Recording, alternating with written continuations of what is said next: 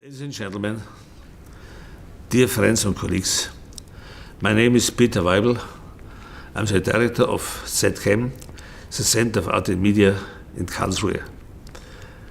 I have the pleasure and the privilege to welcome you for a two-day symposium with the title Institutions and Resistance, Alliances for Art at Risk.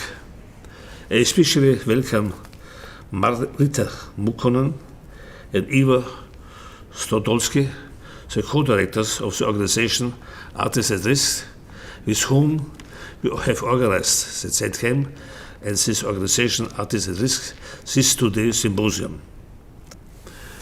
Imagine you're a tourist traveling to Spain or Italy, and at the border you're told, and even warned, so you're not allowed to make political statements in public.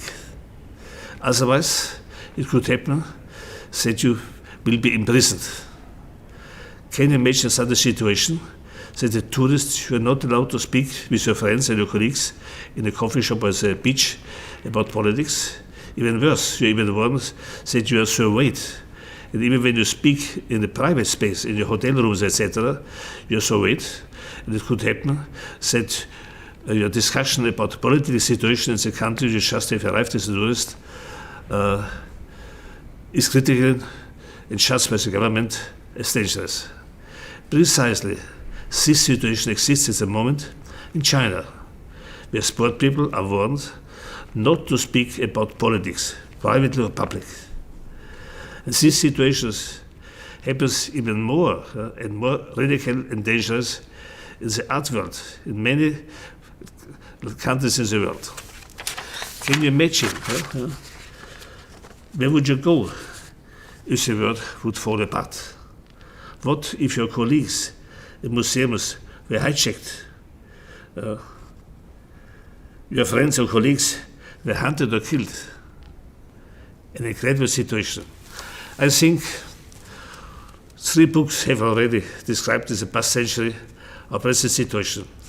One book is called Wasteland, The Wasteland, published 1922 by T.S. Eliot, who won later a Nobel Prize for this book.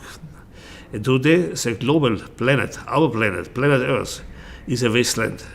We suffer an enormous eco-crisis. Another book was published in 1947 by Winston Auden, called Age of Anxiety. We live in an apocalyptic time of anxiety.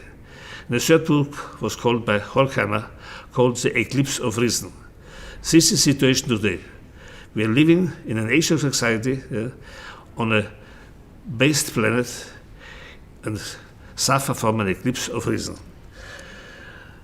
I think when we see that artists take risks to defend freedom, democracy, human universal values, our obligation, I say precisely our obligation, is to minimize this risk for artists. And how can we do this? I think by a culture of care and repair, by a culture of resistance and resilience, by a culture of support. We come together today and also tomorrow to see how can we actually organize and finance this new culture which is necessary. Because if we do not defend these artists who take risks to defend human universal values, then these values will collapse. So when we support these artists and secure these artists in their work, then we too defend democracy, freedom, universal human values. Therefore, I think today it is the most important thing for art institutions not only to discuss art, but precisely to do this what the governments in the world don't want, to discuss politics. And we have the enormous privilege that theoreticians and activists and artists who have thought about this problem for many times and suffered many times this crisis will help us to understand the situation. And even when the situation is extremely risky and violent, We will end with a lecture which gives us more hope. And we are all very, very grateful that the world best-selling author, David Wengrow, professor of comparative archaeology, who wrote the book The Dawn of Everything together with David Graeber. David Graeber unfortunately died recently. And David Wengrow took his time to share with us his knowledge. Because in this book, Dawn of Everything, Graeber and Wengrow show us that the history of the world could have been different. And when the history of the world could have been different, it also demonstrates that it can be still in future be different. Therefore, he says, everything is still possible in future. Therefore, the title, Dawn of Everything. And thank you that you participate in the symposium, because this is, I think, the most important thing what institutions can make today, to minimize the risks of people who risk their life for our common human universal values.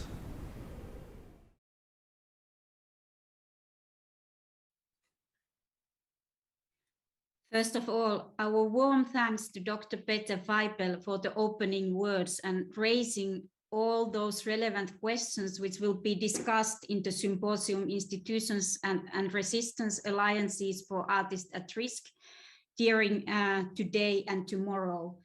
My name is Marita Muukkonen and I'm a co-founding director of Artists at Risk, which is the co-organizer of this two-day symposium. I have a pleasure to chair this first section of the symposium, Threats and Risks, today together with the co-founding director of Artists at Risk, Ivor Stodowski.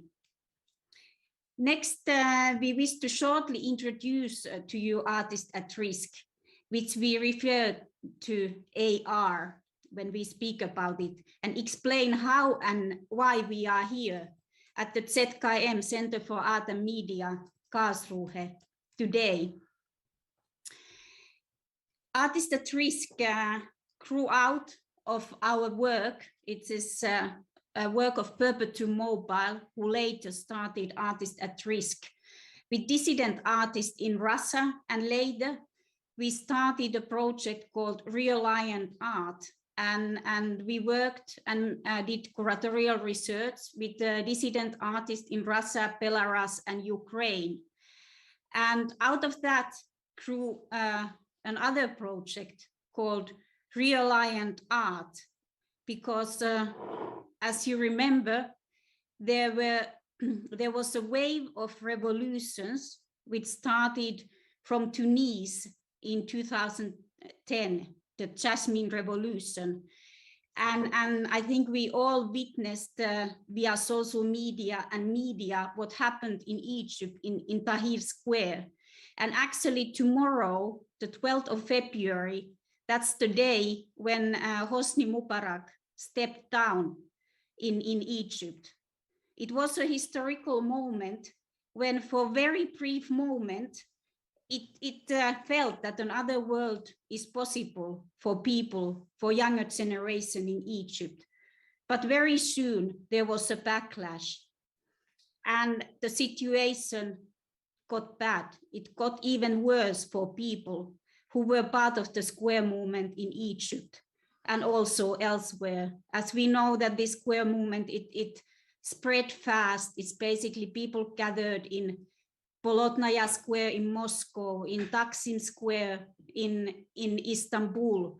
There was an Occupy movement in New York, Indignados in Spain, and so on. But especially in Northern Africa, and in Egypt, artists and activists who joined the square movement were repressed. And we were working with these people as curators. They were our peers, they were artists, they were activists, and they were in very difficult situation. President Sisi took power in 2014, and they were facing the situation that they had to get out. They needed a breather. And at the time we were working with artists in residencies in Helsinki, And we thought that we have to open these artist in residencies for people who need to get out for some time to figure out what's the next step. And one of the first artists we hosted was very well-known Egyptian street artist Ganser, who actually was also part of a global activism project here in ZKM in Karlsruhe. Ganser had a residency in Helsinki in 2013 when the situation was already getting more difficult for activist artists like him. He's a street artist who was most well known for his bread carrier and the tank street art piece. We will later on today see his very touching animation he made for the 10th anniversary of the Egyptian revolution last year in January 2021. After that, we started to develop its Artist at Risk to an institution, because to our surprise at that time, there was no institution which was really hosting art practitioners at risk. As we all know that this pen has been working for a long time with writers and journalists, but we were contacted by several peers, people we knew, such as photographer Issa Touma from Syria, a colleague from Ukraine, Vasily Tserebanian, who was beaten up by right wing, and they all needed some kind of a break to get out from the difficult situation. And we started to develop Artists at Risk to an institution with an ongoing public call. And it started to develop as a peer institution. It's basically peers, institutions like ZKM or artist collectives. They said that we can also open our doors. We can host our colleagues, our artists who are in difficult situation, to show our solidarity in that moment. As Dr. Peter Weibel said, I mean, any one of us can be in that situation, and how would it feel if you just couldn't go back or you'd be censored all the time? And since 2013, Artists at Risk has hosted Artists at Risk residencies in 20 different cities in 16 different countries. And the first artist and curator, Baris Seyatvan, was here in Karlsruhe 3 years ago. And we will hear a statement by Baris tomorrow on Saturday in the section Institutions as Resistance. And hello also from me. I'm Ivor Studolski, also co-founding director of Artists at Risk. We would now like to turn from the kind of historical origins and the peer-to-peer nature of our organizations to the purpose of this symposium as a whole. It's a 2-day symposium, as we've said, and we'd like to preface it with some general words on institutions and resistance, alliances for art at risk, and the possible alliances we could form during our turbulent and dangerous era. Firstly, though, we would like to again thank ZKM in Karlsruhe for proposing and co-organizing and co-producing and hosting this symposium. And we also plan, as it says in the program, to have a follow-on working session which will take place, we believe, in the future in spring in Berlin. And we hope to have some high-level political members giving, possibly from the German parliament or even ministerial level, to join us in understanding how we could create alliances. So this is the second major event which we are jointly holding as the EU Creative Europe funded Artists at Risk, a European network of safe havens, or ARNH network for short.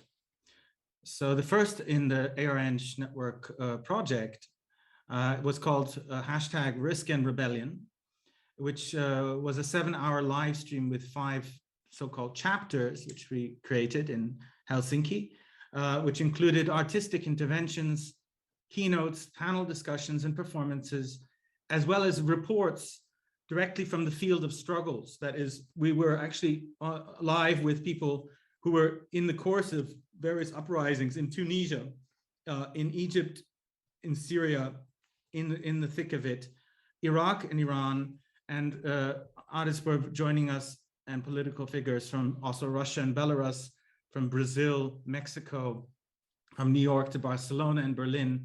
And it was also time to be the anniversary of the Egyptian revolution, as well as the 20th anniversary of the World Social Forum. And it happened to be that it was also the time of the Indian farmers' protest against the privatization of Indian agriculture. And we had reports directly from that by our AR Goa hosts, including Q, a filmmaker from India, who will be joining us also tomorrow, Saturday. We also had screened something from David Graeber, who Marita already mentioned, who's co-author of The Dawn of Everything, will be opening the third section on Saturday, tomorrow. We also had Extinction Rebellion, which will join us again. And so today's symposium has certain similarities in structure, and it's part of the same larger EU funded project. And we will start this first section of our three in this symposium, again with a keynote, and we'll have an opening conversation in the second, and again a keynote in the third. And likewise, each section will include artistic interventions, a rich selection of panelists with statements, followed by discussions moderated by moderators that we have brought in, excellent, very interesting moderators in their own right. And furthermore, we'll pepper the ongoing symposium with numerous video statements, which we hope will provoke and enrich the debate. For those already joined who have joined the live stream already, we hope that you realize there's the chat, of course, in each of the live streams, that you can basically react to what is happening and ask questions. So these, it's being streamed via the YouTube of ZKM, and it's also AR's YouTube is also live, as well as AR's Facebook. So in any of these streams, you can easily just comment, and these comments will then be filtered by our team, and we will then pose them to the speakers and panelists in question. You can also use Artists at Risk's Telegram channel for that. Okay, now we'll just give a brief structure in overall so that you understand why we're doing it in three sections. So the first being is that there's the first section is called Threats and Risk, the one we are going to be moderating today, Marita and I. So the idea here today is to understand why are we, why we're in need of any kind of institutional resistance at all. I mean, what do we need this alliance for? What are the threats and what are the risks that we're facing as kind of from our position? Now, of course, we're not talking about any institutions. We're not talking about any kind of resistance. We're talking about resistance to authoritarian forms of power, to ecological destruction, to forms of fascism rising again. So we're talking about discriminatory, inegalitarian, and so on, all these kinds of threats that we will speak about in concrete terms that are taking place today in Afghanistan, obviously, under the Taliban, but just as much also in Belarus, to some extent in Russia, and of course in the MENA region, which Marita just spoke about at length. So this section is about the threats we face also as a planet in general. I mean, it will continue into the third section, that question, and which risks do artists and activists and even institutions take to resist these threats is a very important issue we'll address today too. So tomorrow we'll begin with section 2, which is institutions as resistance. And this will focus on institutions, existing networks, alliances, and experiences with examples of how institutions already today form like our resistant actors. How can we defend democratic art communities who are at risk? Well, we try to do that through institutions. We'll be hearing from those that are already practicing this kind of resistance. How can these alliances help individual actors, we'll be asking? And how can institutions even help other institutions, let's say in Hungary, in Poland, even in Afghanistan? And we'll be having actually the director of the Contemporary Art Center of Afghanistan with us in that panel. So he'll be in section 3. Future scenarios and alliances, the third section, will be kind of asking the bigger questions. It'll be just taking a step back. Okay, we've mapped the threats and risks. Now we've had a discussion about the current state of affairs. And the third section will be how can we imagine going forward, what kind of alliances could we build? And to do that, we need to first understand what kind of mental framework, ideological or even like historical framework are we imprisoned by that don't allow us to see possible alternatives. And for this, the keynote by David Wengrow, the co-author of the groundbreaking The Dawn of Everything, with David Graeber, our dear friend, who passed away so unexpectedly just after finishing the manuscript for this book, which is currently topping the bestseller list, that is a very important book in historical terms, I believe.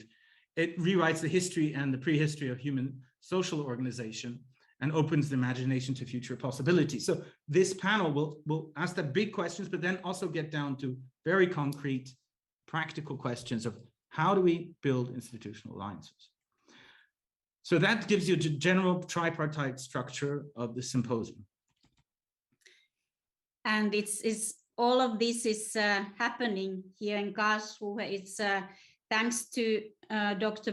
Peter Weibel, who actually invited its artists at risk to work with ZKM and basically ZKM to host art practitioners at risk. First Paris Yatvan, and also ZKM reacted very fast this autumn when the crisis in Afghanistan started and offered to host 2 art practitioners at risk here in Karlsruhe. It's basically the visa process in Germany is not progressing as wished, but we also will return to debate of this kind of obstacles later on. Our warm thanks go to Philipp Ziegler, who has really encouraged us in our work and basically connected us to an amazing network here in Germany to actually support the work of artists at risk, and also getting visas, getting funding also in other cities in Germany for artists at risk. And great thanks to Teresa Rezza, who has tripled herself and worked non-stop in the preparations of this symposium. I think we have met each other on daily basis for during last month in Zoom. So it's great to be in person here in Karlsruhe and meet everybody. Thanks to Daria Shibitsina and other people who have been working with the press and communications here at ZKM. And of course, to the video studio, who is here with us also today, and to everybody behind the scenes here at ZKM. And we'd also, of course, like to thank our colleagues, the staff at Artists at Risk. So a big warm thank you goes out to Han Nguyen, who is our assistant in communications in Helsinki. Wonderful, wonderful thank you to you, Ha. Our tech team and our communications and admin team, which is also with us online today. So then we would like to also thank our other partners in AREng, the EU network. So we're especially happy that for the first time since the new European network of AR Safe Havens was launched in the Risk and Rebellion Symposium, we've had the opportunity to have all of some of our, well, almost all of our network partners with us today in person. Art Veda Tunis, we hope that Ahmed Kanfir will be able to arrive, and that's a saga in itself, and it shows you just how hard, even for established institutional leaders from the North African region, to gain visa access to the Schengen area. He's struggling to get onto a flight after having waited far too long for a visa, and it was issued at the very last moment. We hope that he can make it. Then we would like to thank also the CCCB in Barcelona, a very, very prominent institution on a European scale, an excellent partner. We just had a seminar there with, interview there with Masha Aljochina, who was meant to be our keynote speaker in section 1 today. We'll get back to that. And they have kindly let us use their footage from the recent event with her. And then we would like to also welcome to our network Frame, or Frame if you like in English, which is a very interesting organization based in Marseille, a large-scale exhibition space, a residency organization, and they're based in the La Friche de Belle de Mai, and we are very proudly hosting with them already the first artist, and we're hoping that they will also join officially the AREng network, although that still remains something to be decided. We are looking forward to working with them in any case on Afghan artists, which we have already put on the evacuation list. Lastly, I think we should also mention that we would like to thank those who are in the audience for joining us here in the live stream. And later in GatherTown, you'll hear a bit more about GatherTown. It's a virtual space which you'll learn about in a separate little segment. And in the coming months, when we do the follow-on event in Berlin, the working session, the institutions that are joining us today, that they will be given a voice in that forum. So thank you for joining us for Alliances for Art at Risk. So now, Laura, would you please, could you introduce GatherTown to us? There's a short segment about that.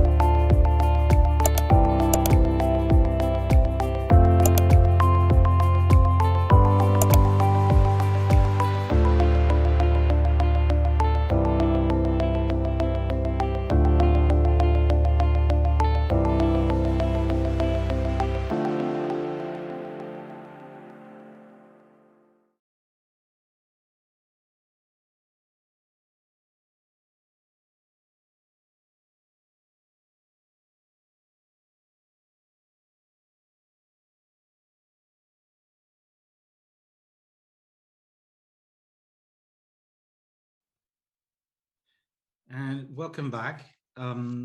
So now we have the opportunity to open section 1, threats and risk of the symposium. I just would like to recap again what this section, the purpose of it is. So very briefly, what we're trying to understand in this section is, what are the threats? What are the risks that we are responding to as an organization, as a network, as a potential alliance of many organizations and networks? And how do we find a support mechanism for this kind of alliance. So we'll be hearing from multiple cases and actual concrete examples of the risks and threats that we face as a society here in Europe, but also internationally and globally. And it's very evident and a burning issue. It's when we talk about risk and threats, that all the activist organizations and NGOs who are active in Afghanistan have faced a devastating situation this autumn. And that's one of the topics we will be talking about in each section, because many of the speakers, they have the first-hand experience. Either it's coming from Afghanistan, or they have worked with Afghan artists and human rights defenders and journalists lately. And the situation is devastating because the support from the Western governments has been lacking. I mean, situation is extremely alarming. It's winter in Afghanistan, and as we know, that is basically they are going to face generally mass starvation there, and artists who can't practice their art. It's basically musicians, visual artists, filmmakers, political caricaturists. Many of them are hiding in the safe houses and they have no income.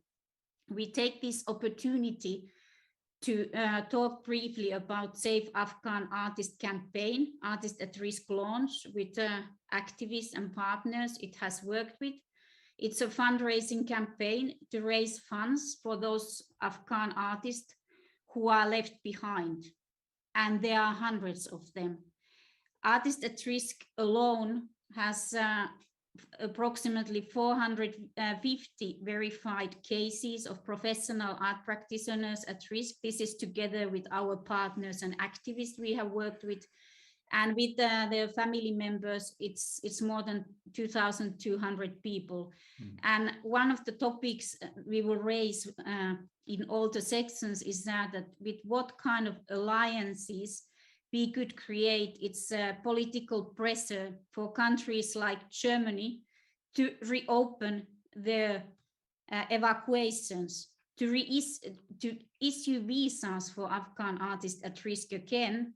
For example, here in Germany, it's basically the ministry is closed the lists for Afghan artists at risk totally artificially at the end of August.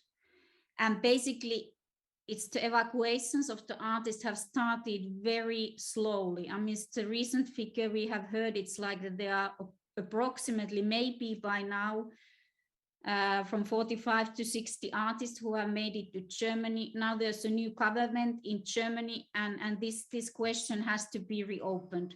But of course, not only in Germany, but also in other countries. There are countries, for example, like Finland or Norway, who haven't received any artist at risk. And this kind of situation is not possible. So when we talk about the risk and threats, this is a reality right now, but this is not the reality only in Afghanistan, but it's in several regions of the world as well. And often these regions are forgotten. It's this media follows certain region and turns the case to the next region. There it's basically, we will hear in this section, it's voices from Belarus, for example, where there are more than 1,000 political prisoners. And as it was discussed earlier, that also the number of political prisoners in Egypt is really high at the moment. So we will next, move to an artistic, the first artistic intervention of the section 1, which is animation made to music by Lasur brothers, by Kanser, the street artist who is no longer in Egypt. He had to flee the country. He had to run for his life in 2014. That's Kanser. And he made this animation for the 10th anniversary of the Egyptian revolution, he no longer wants to talk about what happened to him. He doesn't want to talk about is what's going on in Egypt.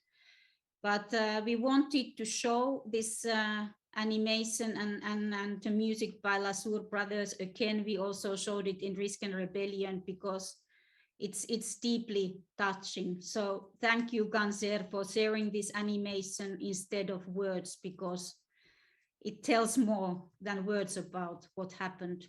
So we'll play the music and the animation next.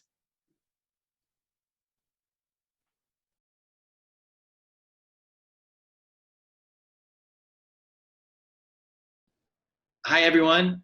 We are coming to you from the East Coast of the United States. We're so happy to be here. My name is Patrick Lazor. And I'm Daniel Lazor. And I'm Tabi Magar. We are the creators behind the musical theater piece We Live in Cairo, which follows 6 young revolutionaries, about 18 to 22 years old, as they take part in the revolution, the Egyptian revolution of 2011, and then its aftermath. The show really asks the question, the central question of this show, and what we try to explore is the question of how far does one go for the love of one's country? And so over the past 4 months, we've been working on an album of songs from our musical entitled Flap My Wings, Songs from We Live in Cairo. You can stream the full album via the link in the chat. It's a really special project to us because so many of the artists who were inspirational for the score came aboard to take part in some way, interpret songs, or as Tabi will talk about, contribute art. The song we're presenting, Flap My Wings, is a response to the killing of Egyptian student Khaled Said and the system around him that led to the uprising in Tahrir Square in 2011.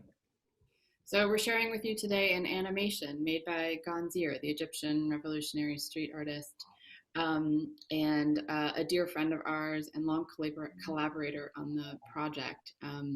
As soon as we knew we were making the album, we knew we wanted to engage him because we know that art is rebellion, and art is revolution, and art is moving the culture forward and moving the thinking forward.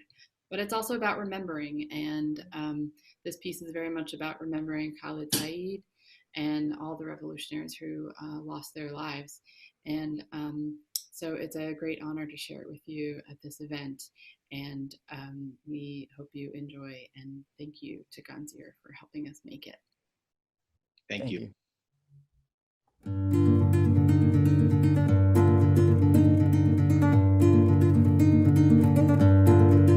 They feed me lies, if not then scraps of truth.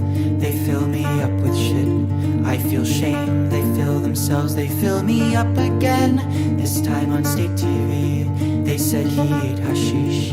That makes no sense, they say it anyways. They say it anyways. There are many ways to tell the truth. Just tell them that the youth are doing drugs. That's why he died, and drugs are wrong. That is not done, that is haram.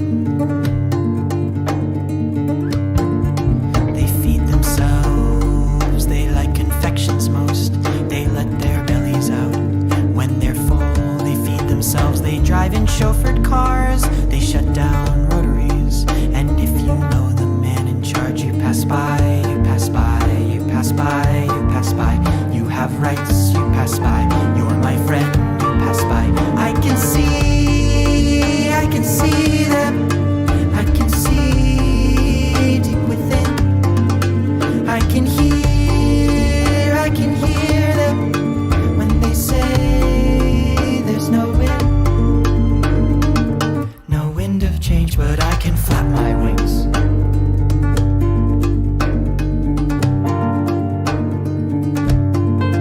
They close their doors are beautiful, their rooms are filled with men who tell them yes and ask them questions on the cost of roads and just how much is left for the function. Celebrating 30 years of this, they rent a tent to celebrate, and then they celebrate as they meditate on all the ways to tell the truth while drinking cups of tea. No whiskey for them, well maybe some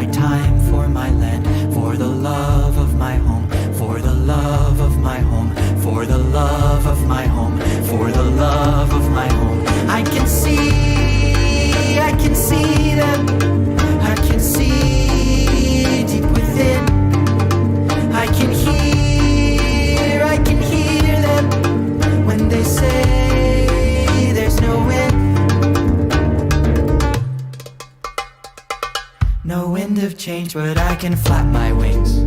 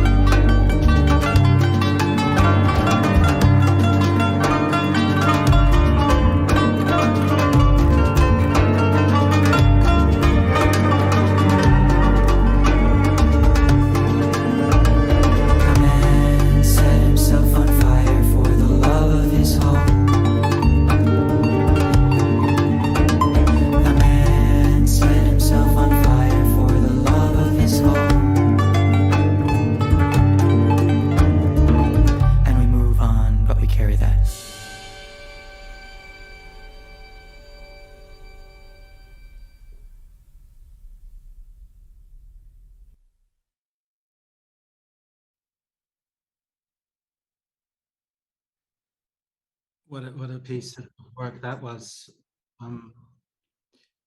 by Ganzir and the Lazur brothers. Fantastic, amazing animation, very, very strong, powerful work.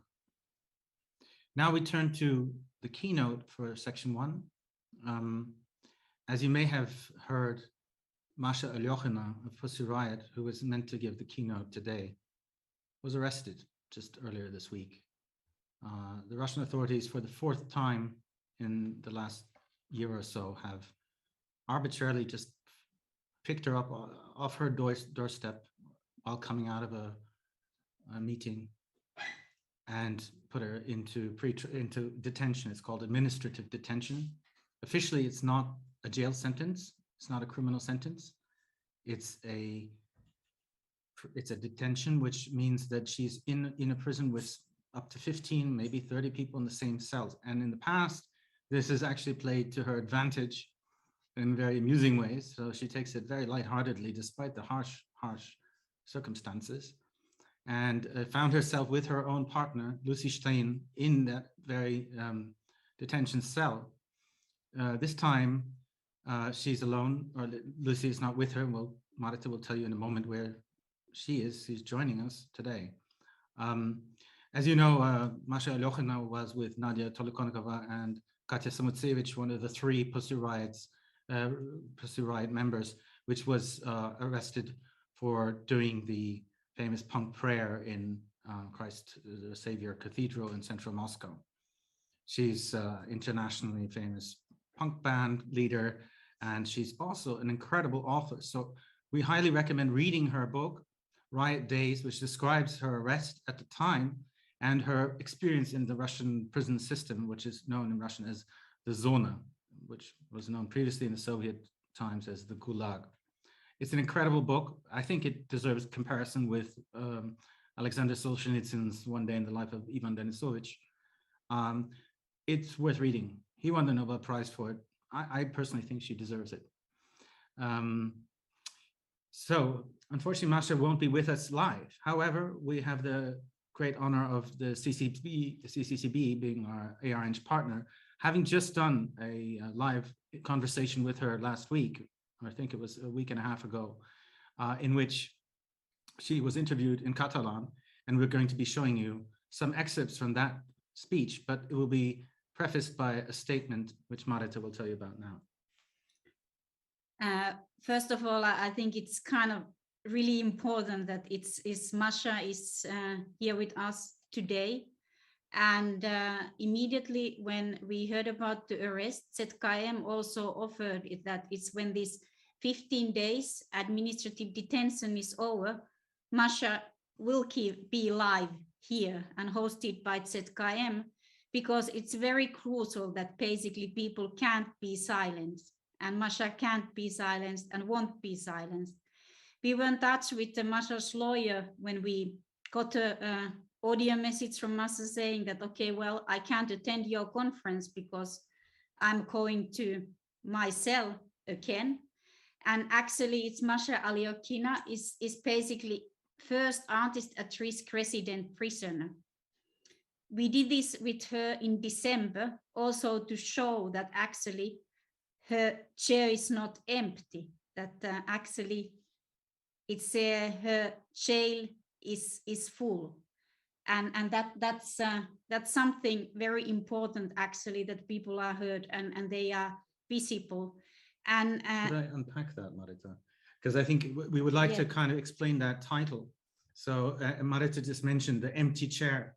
So when you go to a human rights conference, often you find, you know, an empty chair designated for somebody who is not able to attend the conference, and that shows the absence of that person in that context.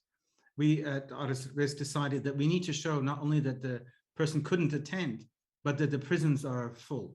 And so we decided, since we're working with artists, what do artists do? They take up residency, they do work in the studio. So as a kind of ironic, but also very serious designation, we speak about the artist at risk resident prisoner. And we now could actually kind of use the same sense of dark humor, which is very common in Russian amongst Pussy Riot for sure, to say that, well, she's in her studio at the moment for 15 days. And we are really happy that this time Masha's partner, Lucy Stein, is not in this studio, in this same cell with her, because it's basically, when we talked to Masha's lawyer, she said that, okay, well, Lucy might be, it's arrested as well, but she has kept a low profile. And last time she was arrested, she was in the same cell with Masha. And we are really grateful that it's Lucy, is giving a speech today and talking about the situation of Masha and other political prisoners and the situation of activists and artists in Russia. Lucy is a member of Pussy Riot, and she's also Moscow municipal deputy. So next we will hear Lucy's statement, and after that it's this interview Masha gave a week and a half ago at CCCP.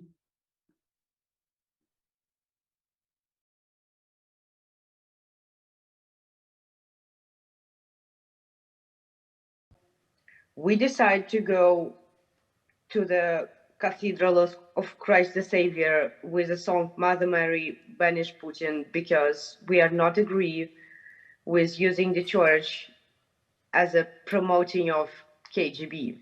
Very simple. We want our country to be free. We want people to have a right to choose their, you know, their authorities and power. We want independent court. We want media and art to be free. Like very common, simple things, but we still don't have them. Repressions, they poison people, they kill people, they started a war. Now they started a war. If you probably follow the news now in Ukraine, the USA sent the NATO forces because Russia sent their forces, and it's like all the diplomacies like were sent from Ukraine. United States, Great Britain, Australia send away all the diplomats. So nobody knows what will happen. And it's Russia is not, you know, other planet. It's your neighbors. And you guys should understand that your neighbors can go to your territory and just like take a part, and nobody cares. Everybody are kind of deeply concerned, and it's terrible.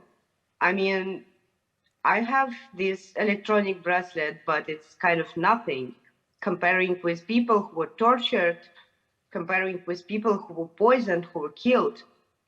Since last year, they became like really crazy at opening criminal cases. So they crushed all the organizations, all the media, like the rest of them, by naming foreign agent or naming, like for example, Navalny's organization was just like completely banned by naming an extremism organization. So we, in 2014, we created Media Zona, a media outlet which covers police violence, prison violence, political court trials. It's first court journalism in Russia. And this year, I mean last year, it became a foreign agent. Every Friday, they publish a list of new foreign agents. So if you find your name on the list, it's kind of a nightmare. So you should mark all your papers, like all your social media statements, all your like documents, everywhere you should write that this message is written by foreign agent or organization working as a foreign agent and so on. And also you should declare like everything, all your operations, like even you're buying, I don't know, tampons, you should fucking declare it. If you will not do like each small thing, they will fine you like thousands and thousands, like hundreds and thousands of rubles. So you will lose all your money. If you're living in Russia and you are tweeting that you're supporting a foundation of anti-corruption foundation of Navalny, you can go to prison up to 5 years because you're supporting extremists. And thousands of people around Russia under criminal cases like this because of this. Other like huge part just left the country and asked for political asylum. I mean, it's usual people. It's not activists, not, you know, not famous politicians. It's people. It's just people who were writing on their social media what they think about all of that. And some of them, like a lot of them, are imprisoned now, tortured during investigation, beaten when they were arrested. So Pussy Riot case in 2012 became like, you know, sensation and scandal and like famous because that was one of the first, maybe first criminal case against political artists who just speak out openly about this regime. Now we have every week new criminal cases, and I just have no idea against whom they will open more criminal cases because almost everyone just left. Writers are leaving, musicians are leaving, artists, like contemporary artists, leaving because they all were told that if you will not shut up, if you will not go away, that will be an open criminal case against you. And a lot of people just now they start the war with Ukraine and they call Ukrainians fascists and they call themselves like a great winners and like great fighters with the fascism. But the problem is that fascists are them, not Ukrainians. It didn't start today. It's already 8 years. Now it's just United States send a NATO forces. You know, that's why everyone start, you know, to think what is going on. And before NATO forces, nobody cares. I think this time, if Ukraine asks a protection, it should receive a protection. Because everyone's seen what happened with Crimea. And believe me, for these people, there is no stop sign. If they kind of understand that they can take more Crimeas, they will. We are not allowed to speak through official media and through any kind of, you know, platform. If they will give us, you know, all the TV for one day, it will be it will be like 10% supporting Putin. It's just unfortunately, and they understand it. They understand it. That's why they're so afraid of independent media and independent artists, because we are giving another picture, and they understand that it's stronger picture than the shit which they provide to people. It's a lot of money are going for promotion of amazing Putin's regime. But, you know, you cannot cut people's eyes. People see how they are living. I'm under criminal case now. I'm trying to write a second book. I do not kind of go into the square. And they arrest me again and again and again and again for nothing, just for like walking the street.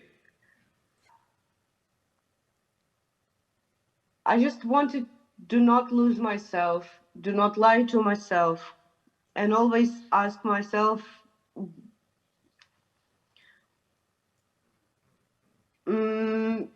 what, for example, my son will think about me if I will kind of be silent and not speak out about what is going on there, or what he will think if I will lie.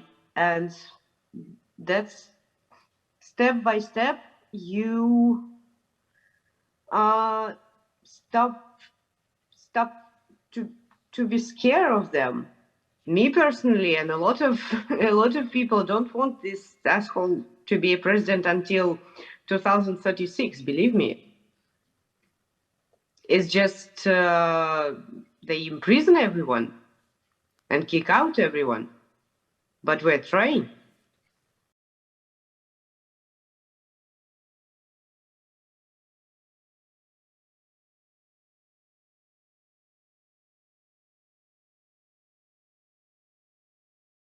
Hello, my name is Lucy Stein.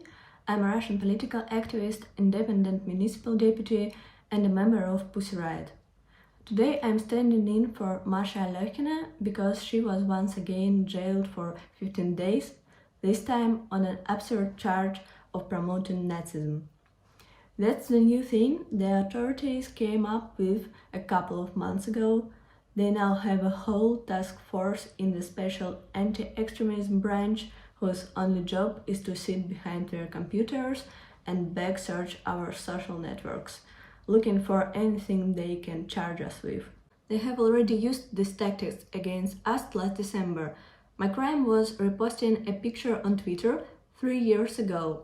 The picture was a stupid political attack ad made by some anonymous hater who took a photo of me and photoshopped an SS visor cap on it. I have reposted it with a comment saying how stupid and offensive it was, especially since I'm Jewish. 3 years later, a judge in Moscow looked at this post and decided that I'm into Nazism and must spend 15 days in jail, which I did just before the new year. Masha's crime was very similar. It was a 7-year-old Facebook post, a picture of Belarusian President Alexander Lukashenko, surrounded by Indian swastikas with dots. She was in India then. The point was obviously that Lukashenko is a tyrant and Nazi, but the judge decided that Masha is also a Nazi sympathizer and also put her in jail. So Masha is in jail again on similar charges, and I'm not, thanks mostly to my laziness, because we planned to go out together, but I decided to stay at home. Since then I haven't left the house, because if I do, they are going to arrest me as well. And someone has to take care of our little pet rat. And it's not just about the two of us. A feminist activist, Daria Sirenko, was jailed for posting the logo of an election project hosted by Alexei Navalny, the corruption investigator and the main Russian opposition politician nowadays. Navalny was poisoned by security services and now is serving his criminal sentence in prison, recognized as an extremist and terrorist. This logo, the red exclamation mark posted by Sirenko, is not even officially recognized as an extremist symbol, but that didn't prevent Daria from going to jail. The authorities now arrest people for anything, literally anything, related to Navalny and his anti-corruption foundation.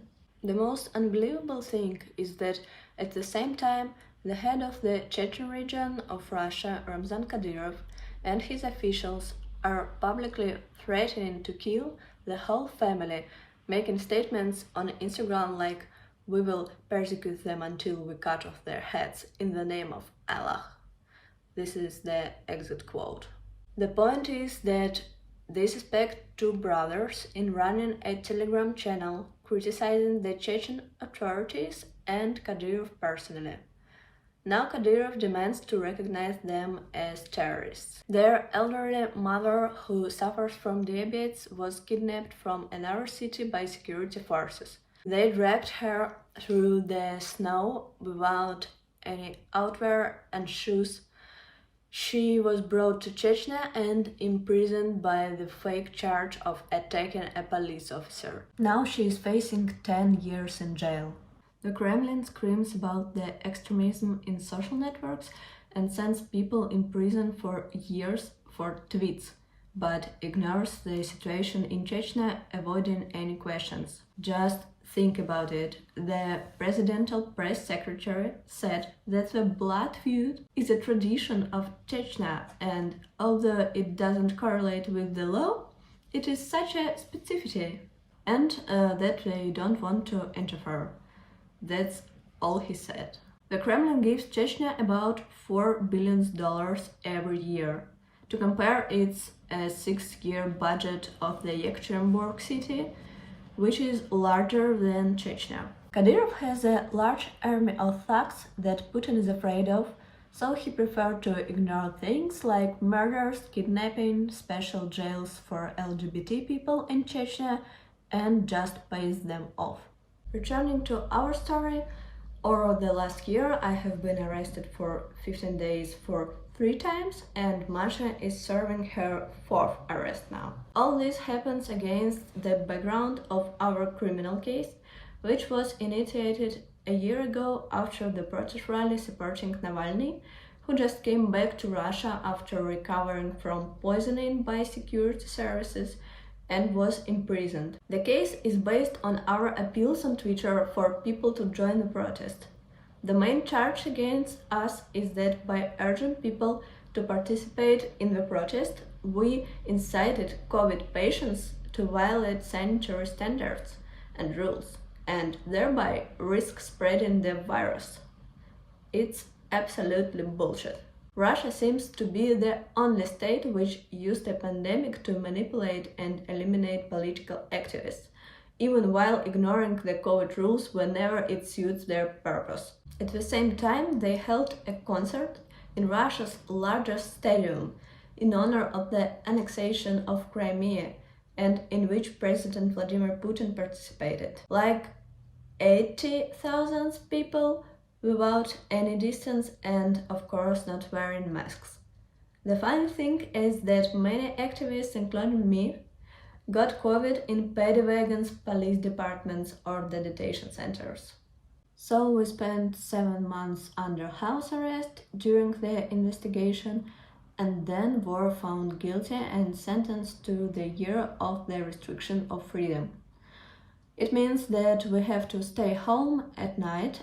Therefore, we're wearing electronic ankle tags on our legs, and we are forbidden to leave Moscow and participate in public events. Also, we have to check in at the police supervisory department twice a month. And the fun fact is that last time Masha was arrested right on the exit of this after she checked in. But obviously this wasn't enough, because despite the electronic ankle tags, we're being regularly arrested under some stupid charges. Last summer, Masha and several members of Pussy Riot were arrested after their release from the detention center right at the exit or on the next day, and rearrested for another 15 days. I managed to get home after release and wait it out, as I'm trying to do now. Navalny's arrest finally untied the authorities' hands, because nothing happened. People are scared and not ready to fight. So a new wave of repression began. Lots of people, even those who participated in the protest rally for the first time, were imprisoned for many years, mainly on the attacking policemen charges. In fact, it was the opposite. The police attacked peaceful protesters and beat them. 19-year-old guy was imprisoned for several years for kicking a police car, not even damaging it. Another guy grabbed the policeman's helmet, and so on. Yesterday, 16-year-old teenager was sentenced to 5 years in prison, found guilty in terrorism. What has he done? Maybe he threatened to cut people's heads off? Wait for it. He constructed Federal Security Service's main building in Minecraft to blow it up. In the computer game, it's not a joke. Prosecutors considers that he was preparing a terrorist attack, preparing in Minecraft. Pregnant Lilia Chansheva, who headed Navalny's headquarters in Ufa, is waiting for her trial in the remand prison for several months and facing 10 years in prison. Also, criminal cases about insulting the believers' feelings, like the famous Pussy Riots case, became more frequent. Now you can be jailed even for the charge that accidentally got into the frame when you were making the nudes. Hundreds or even thousands of cases like this. I could take all day telling about it. Also, over the past year, almost all media and even some journalists personally have been labeled as foreign agents. It means that they have to mark each publication with a huge disclaimer telling about their new status and report to the Ministry of Justice on their finances. Agent status complicates the work since advertisers prefer to avoid spoiling relations with the authorities and leave. However, readers and donators still stay with this media and support them because there is just nothing more to read and everyone got used to these marks. Anyone who receives any foreign bank transfer can be recognized as a foreign agent. This thing about foreign agents has become almost a national idea. The Kremlin's propagandists do their best turning people against Western countries, blaming them for all Russia's problems. Our government spends billions to fight imaginary NATO soldiers who desire to surround us so much. They tell us how the US and Europe are rooting and how they're invading us, so they have the intention to destroy Russia to introduce their non-traditional values. The Ministry of Culture even created a register of Russian traditional values and a list of threats that can ruin these values. Of course, the list was led by the United States. The authorities claim that any person who criticizes their actions is receiving salaries from the US State Department. There are only two options for those who are fighting this power: go to prison or leave the country. Normal life became impossible. For example, you can't work here, because there are two types of organizations that are also being repressed and that don't want to deal with it. Therefore, with you personally, because you can compromise their peaceful existence. They don't want to face the fact that repressions can touch them at any moment, because repressions have no logic. Activists and journalists who aren't under any type of arrest are being forced to leave Russia, like Navalny's associates or most of the members of Pussy Riot. But you still have a risk of coming under pressure even in immigration. They aren't even ashamed to take revenge by opening a criminal case against your elderly father and putting him in jail, like it happened with Ivan Zhdanov, the director of the Anti-Corruption Foundation.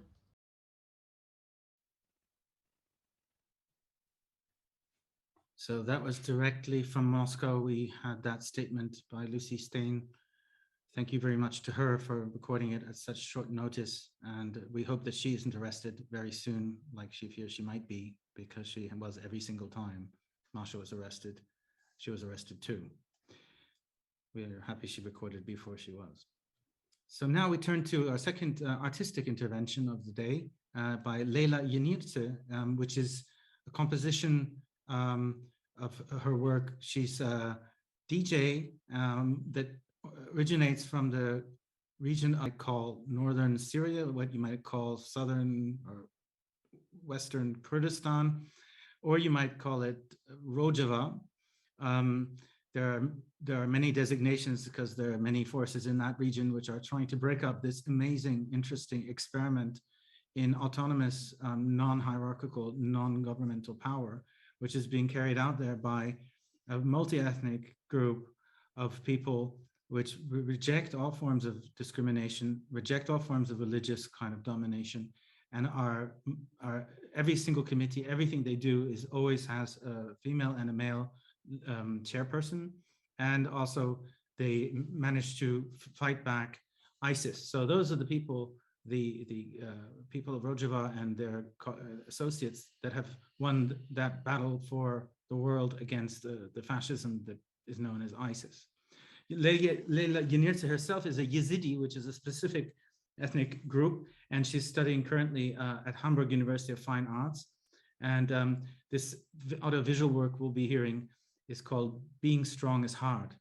The sequence of images that will accompany it with documents women in a moment of resistance from that very, very important struggle. We usually are not going to glorify military prowess, but in this case, the full female military unit is really worth watching. And listen to the music. You can hear other parts of this in the Gather Town, where you can see and listen to the DJ set.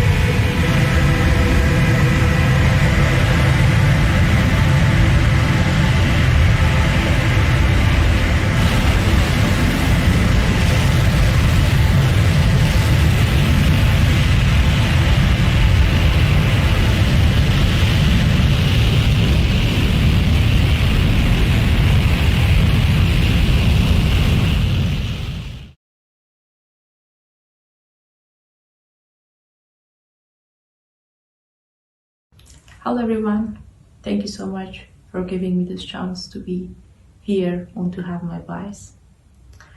I'm Sarah Nabil, artist and women rights activist. Let me say something about my life and about my own experience. I just left Afghanistan in 2015 and came to Germany because of same threats and danger and risk that was there in the country of Afghanistan for my life. I have to say how hard is this. I remember still that in 2013 the situation was so bad for all the people in Afghanistan, and especially for those who are activists, especially women rights activists, women and artists.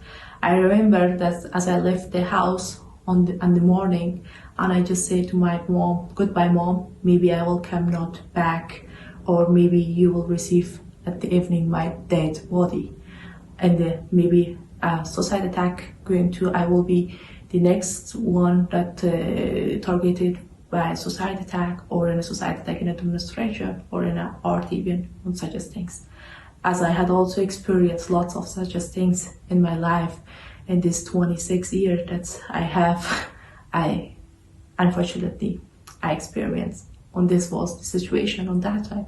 And today it's more bad. It's really worse, because those people who made these suicide attacks, suicide bombers, and threats and risks, making risk for the people, in this 21 years now today, they have the government. They want to have a government. And today this group, this terrorist group, wanna govern the country again, and they wanna repeat their dark history from 1996 to 2001 again. We have the experience. On that time, they are just destroyed everything in Afghanistan, especially in art scene, especially in art section. Still art is for them taboo. Still art is not acceptable for the Taliban. The Taliban destroyed everything in 1996 to 2001. They destroyed all the art piece of National Gallery of Afghanistan. They all destroyed all piece of videos and video cassettes from the national TV, and also even they just destroyed and make a bomb in a big sculpture of big Buddha in Afghanistan. And that's what they are doing, the same thing right now. We are seeing every day, we are seeing in the TV, we are seeing in the news how they are going to govern these people, or they're having government in Afghanistan. We are seeing every day they just want to arrest and torture the women in Afghanistan, those who want to have their rights and want freedom of their country. I'm Sarvi Girampaya. I'm a journalist, and I've been covering stories of Afghan artists and cultural figures who have found themselves in grave danger since the Taliban takeover of Afghanistan. One of the questions I'm often faced with is, artists, they're at risk, they're in danger, really? And the answer is yes, absolutely. Their lives are at risk. And the reason is because we're talking about people who have been fighting extremism, fighting Taliban ideologies. They've been using their pens, their cameras, their paintbrushes to say, no, you do not get to call people infidels and blow them up. No, child marriage is not okay. Locking women up and telling them they can only leave with a male guardian is not okay. Playing musical instruments, listening to music, writing about love in poetry, or painting live figures are not sins. These are not crimes. The work they did was extremely dangerous. They put their lives at risk doing it, but they did it anyway, because they believed this was the best way to fight extremism. But now they've been left alone, completely defenseless. And as we know, the Taliban are not forgiving of people who challenge them. Just have a look at what they've done to the young women who've challenged them over the last few weeks. So can anything be done? Absolutely. I think first and foremost, governments need to move swiftly to recognize artists and cultural figures as vulnerable, which can help obtain visas for them. And working closely with art institutes, I think efficient and a fair system can be put in place to verify who is really at risk. Next is the financial situation. I think art institutes, along with their partners, need to continue to raise money, number one, for emergency funds, because as we know, the artists have been without an income for the last 5 months, and they will be without an income for the foreseeable future, because art is all but banned in Afghanistan. And with partners, art institutes can come up with projects that can see the Afghan artists and cultural figures employed and commission them to produce work. Next, I think once everyone is safe and secure, art institutes, with the help of governments, need to look at how to save some of this magnificent work that has been buried in people's backyards and basements. We have to preserve this work.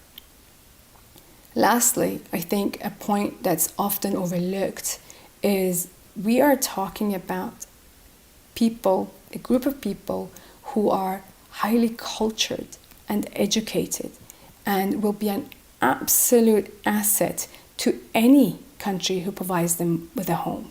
So saving them will not only benefit the communities where they go to rebuild their lives, but will help preserve Afghan arts and culture for future generations.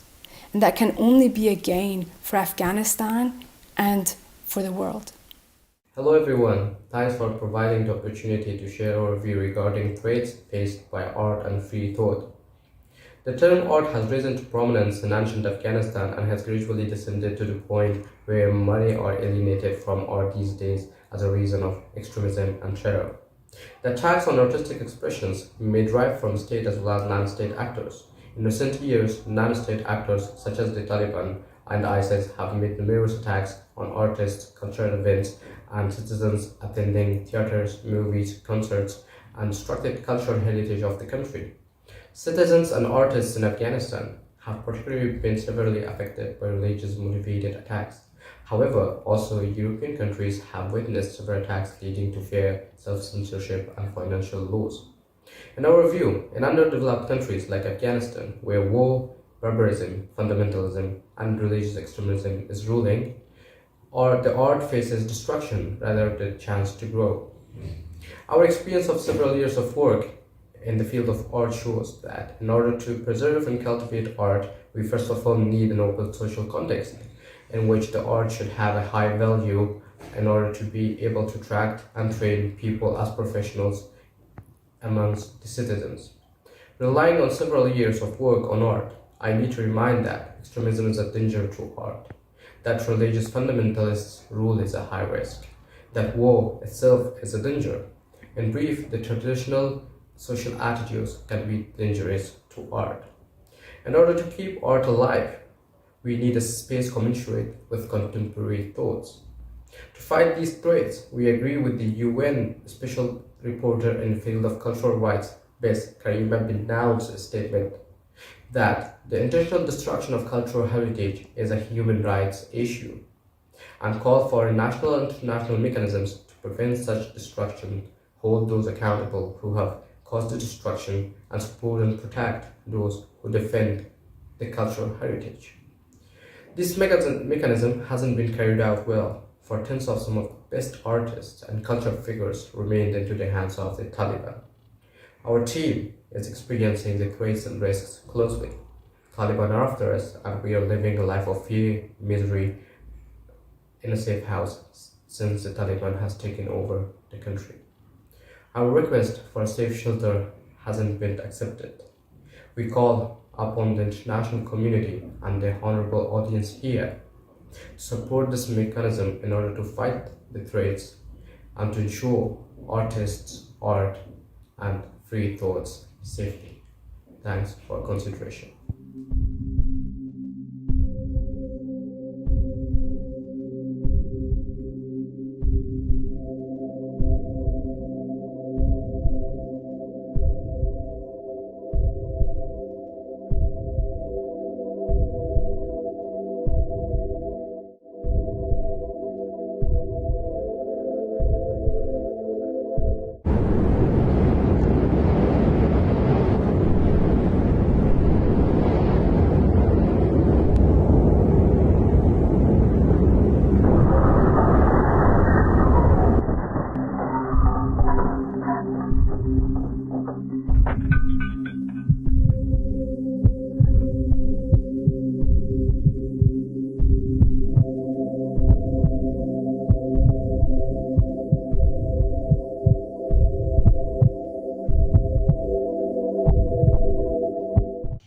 name is Gremus Aspect, Rainbow Ambassador Kenya, a lyrical and pictorial activist for LGBTQI+ community, an artist who have encountered and still face great risk because of my art.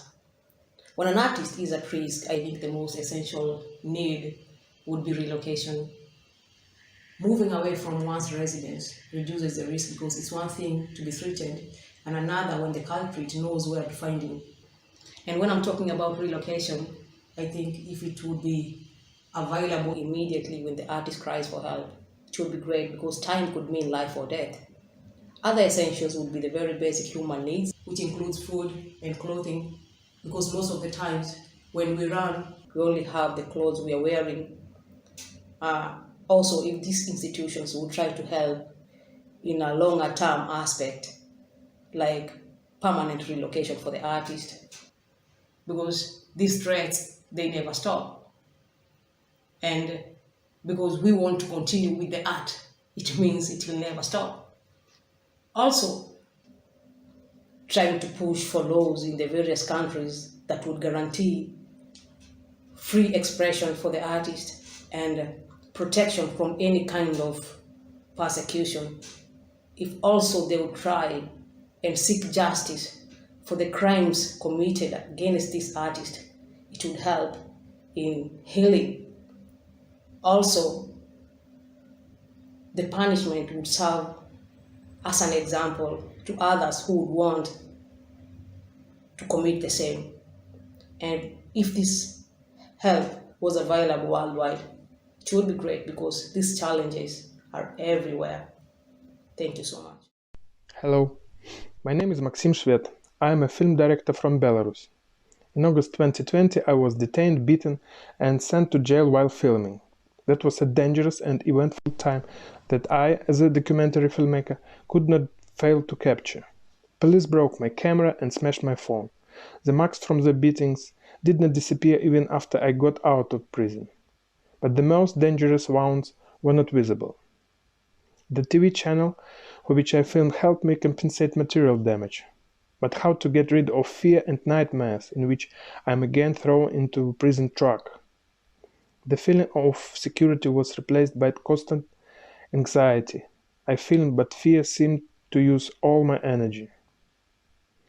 I could exhale and come to my sense only when I left Belarus. Creative tools were activated abroad. I wanted to work again, but upon returning to my homeland, it was as if oxygen was being sucked out of me again. So it's very important for us to be able to leave the oppressive regime, at least for a while, to live in normality. Thanks for this opportunity to Artists at Risk and Radar Sofia. I think that the most essential support of the institutions will rely on material resources. But for the artists to cope with the situation and continue to function, the psychological support by specialists are also very important. Also, I want to remind you about the people of creative professions who are still in prison. As for me, it's the issue. The institutional support needs to be sensitive. We need to draw attention around the world to the cases of political prisoners and support their families. Thank you for your attention. Живе Belarus! Good evening. Thank you for inviting me. I did many residency programs last few years, altogether around 3 years in many countries. And for me, this kind of program and support was really important.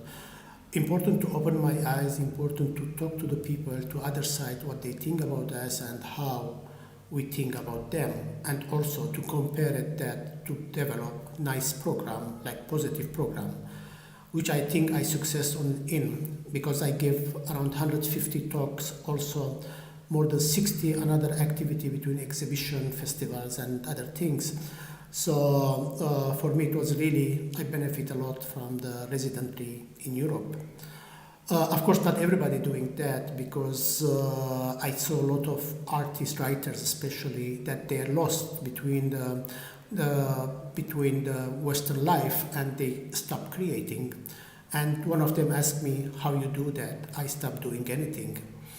So I think this guy, because he lost his connect with the original country, so he stopped creating. Most of the organizations take attention of the artist and intellectual because they find something good he did in the original country, and that attention give him the passport to come to Europe. And was not the case when they spent long time in Europe. Some of them, only some of them who have a strong contact to the original country, they can create something or they can go and back. So the majority is kind of the tree, you remove him and become without roots. And the best way to help this kind of people, I think, if that's possible, to help them inside the country, not outside. And residently and other helping programs should be helping him to understand the other side, to know how can he develop his art or his writing or his kind of the printing, support him, whatever kind of the support. What I saw the last few years, that residency program is going more into moving artists from the original country into West, which is I'm against that for sure. In the end, some people will ask and tell me that okay, they are artists in risk and they are in danger, and that's why we should support them to stay. For me, I will tell that art, culture, writing, creating, it's brother and sisters with the dangers, life, and the risk. So we cannot separate them together from each other. So it all together creating the characters of the intellectual. Thank you very much. Everyone, my name is Emmanuel Gosilati Moyo. I'm an artist, a writer, and a poet from Kwekwe and the central part of the Republic of Zimbabwe. Where would you go if the world fell apart? Where would you go if your school or your neighborhood is occupied by an armed militia? These are fundamental key questions we need to be asking ourselves. I was in such scenarios. I faced such situations like that. I live in a country called Zimbabwe. We are under a military junta.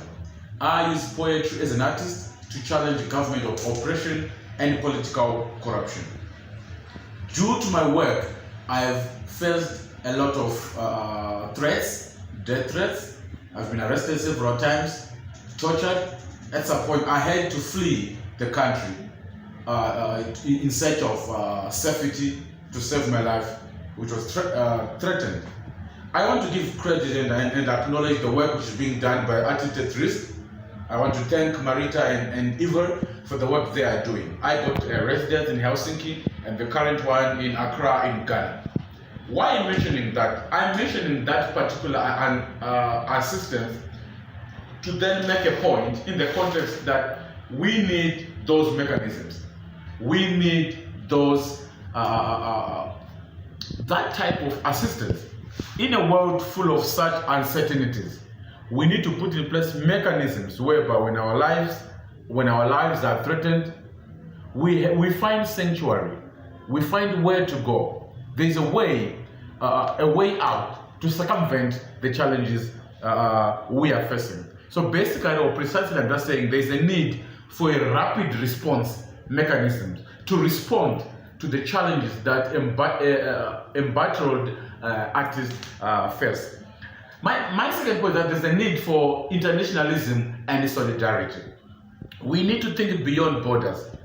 We need to think beyond our geographical locations to say, if our brothers and sisters in Europe face these challenges, our brothers and sisters in Latin America, our brothers and sisters in Africa face all these challenges, how best can we assist each other regardless of our borders? So I'm calling upon all of us to think, to have a sense of internationalism and solidarity. My last point is that we need to have a purposeful detour. By purposeful detour, I mean changing the way we're doing things before.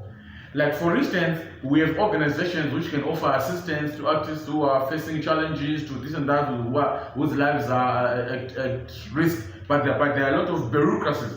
Some say our board sits every June, Some say our board since once a year. But now we have a situation with an artist who needs to be taken out of the danger he or she is in. So we need a purposeful detour to change our traditional way of doing things, to think outside of the box, rather to destroy that box and have a new way of thinking, to have a radical transformation, a new approach in how we are going to proffer solutions and the new approaches to the complex challenges we are facing. Solidarity from the Republic of Zimbabwe. Thank you. Hi, my name is Nika and I'm a member of Pussy Riot. For several years I have faced political persecution because of the art I do, and this summer I was forced by Russian authorities to leave Russia. An artist in exile is a new status and in general quite a big shock. So speaking of support, first of all, financial, informational and psychological support is very important, because in a new country, in a new situation, it's very difficult to reassemble yourself.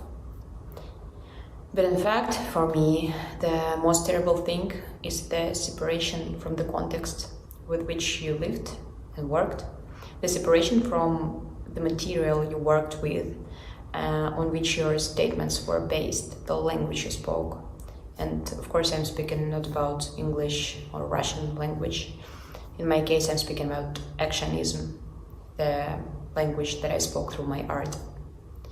So I think it's very important to create some platform that is not tied to a specific place, so that artists can talk, share experiences, find some kind of personal or collaborative voice that helps describe what is happening around.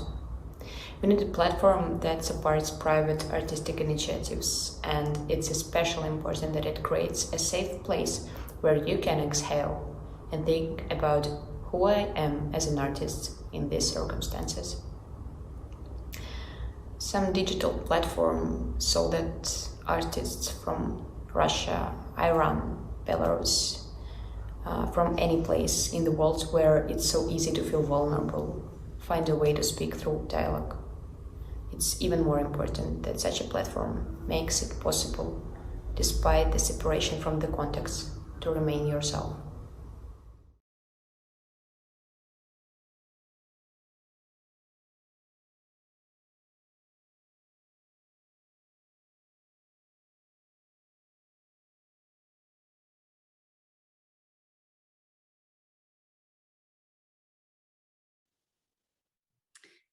You are warmly welcome to our first panel discussion, which will enter section 1, threats and risks.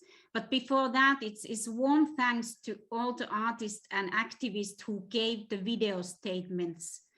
They either have been active in working with Afghan artists at risk recently, and there were also several brave Afghan artists who gave their statements and who are still in Afghanistan. And I think we will talk about that topic later on. And also in these videos is basically artists who have been artists at risk residents, and some of them are still at risk in their home countries. They were reflecting on the questions we'll be talking about today because they know it best. Like what kind of structures and what kind of mechanisms are needed when you are at risk, when you had to get out fast. So I think that this gave food for thought to people already, and also some provocations. It's like from photographer and filmmaker Issa Tuma, there were also different kind of reflections on that how artists should be supported and where they should be supported, if they should be supported in their home countries, in the regions nearby, or if they kind of need to get to Europe. So these are all questions which kind of will raise later on. Other wealthy countries. So the argument being that some say it would be brain drain and actually a kind of a bad move for us to extract artists and then not give them a bridge to come back and rebuild their homes and their careers in their regions of origin. So this will be one of the topics we may return to. And this was the statement by Issa Tuma, a Syrian artist who actually has returned back to Syria after being in Europe for 3 years. Last statement was by member of Pussy Riot, Nika Nikulshina. We heard Masha Aliokina earlier today, a recorded statement, and also other Pussy Riot member. And Nika raised the issues that is what kind of support you need when you are relocated, and especially the need for kind of activist context and artistic context, because that's what you have, actually what you had to leave behind. But now we will very shortly introduce the panelists here who are with us. We'll give a very short round, and then you can talk more about your backgrounds. So we have today with us Barnabas Bencik from Budapest. He's currently a curator, founding director of ASAX, Agency for Contemporary Art Exchange. It's an organization he created himself. And we first met with Barnabas when he was still the director of Ludwig Museum of Contemporary Art. And he unfortunately lost his job. His term it's renewed in 2013, when the right-wing tendencies were very clear in Hungary, and they are even more clear today. Welcome, Barnabas. Thank you for the invitation. And then we would like to turn to Andrej Kurečik to a brief introduction. Andrej is currently a resident in Helsinki of Artists at Risk. He's a Belarusian playwright, screenwriter, and film editor and producer. Had his own production company in Minsk and also worked for years in Moscow before the Lukashenko regime made his existence in Minsk an impossibility following the uprisings of last year, in which he was an active participant. And he's also a member of the Belarusian, what you would call a government in exile, the Coordination Council of Belarus, and close to Tikhanovskaya, the would-be president, had the free elections been counted and gone ahead in the way a democracy should work. That's Andrej Kurečik, who will be in Helsinki for a few more months. He's currently doing a first series on Belarusian prisons. He's doing, I believe, a TV series on that. Then we have with us Ahmed Mourad Kanfir, who is in Tunis. He was actually supposed to be in Karlsruhe, but due to COVID and visa difficulties, unfortunately, he only got his visa today. And that's definitely one of the things we always talk about, is basically when we work with artists at risk are the visa obstacles. Ahmed Mourad Kanfir is an artist and cultural activist. And he is somebody who started to host Artists at Risk in Tunis several years ago. And we have cooperated, it's hosting 2 artists in Tunis, and one of them is Remi Sarmini. It remained in Tunis, and his story has been very fascinating. Okay, to try to keep the introductions as short as possible, we want to hear your voices. I think it almost needs no introduction. I mean, he almost needs no. Mohsen Makhmalbaf is a world-famous filmmaker from Iran who left Iran in the 2000s, I believe. And since has been extremely active, not only as a filmmaker and producer, but as somebody who's behind the scenes helping to evacuate those at risk, including hundreds of filmmakers from Afghanistan in the recent crisis. We'll hear more from him in a moment.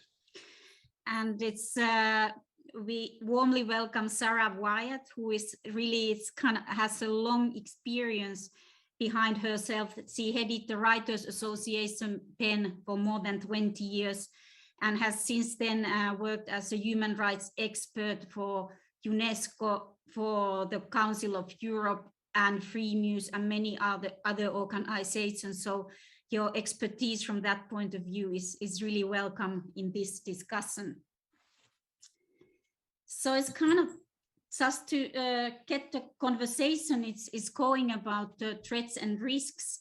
We would like to hear shortly from each one of you that is basically what are the most burning risks and threats faced by art, free creativity and thought right now, according to your experience. It's basically what you are experiencing right now.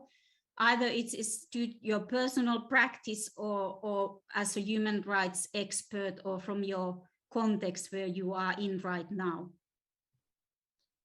We could perhaps start with somebody who's currently at risk. It's just Andrei Kurecik, since he has experienced it on his own skin in just recent months. Thank you very much. For me, it's a great honor to be here with you, and thank you very much for raising such important topics.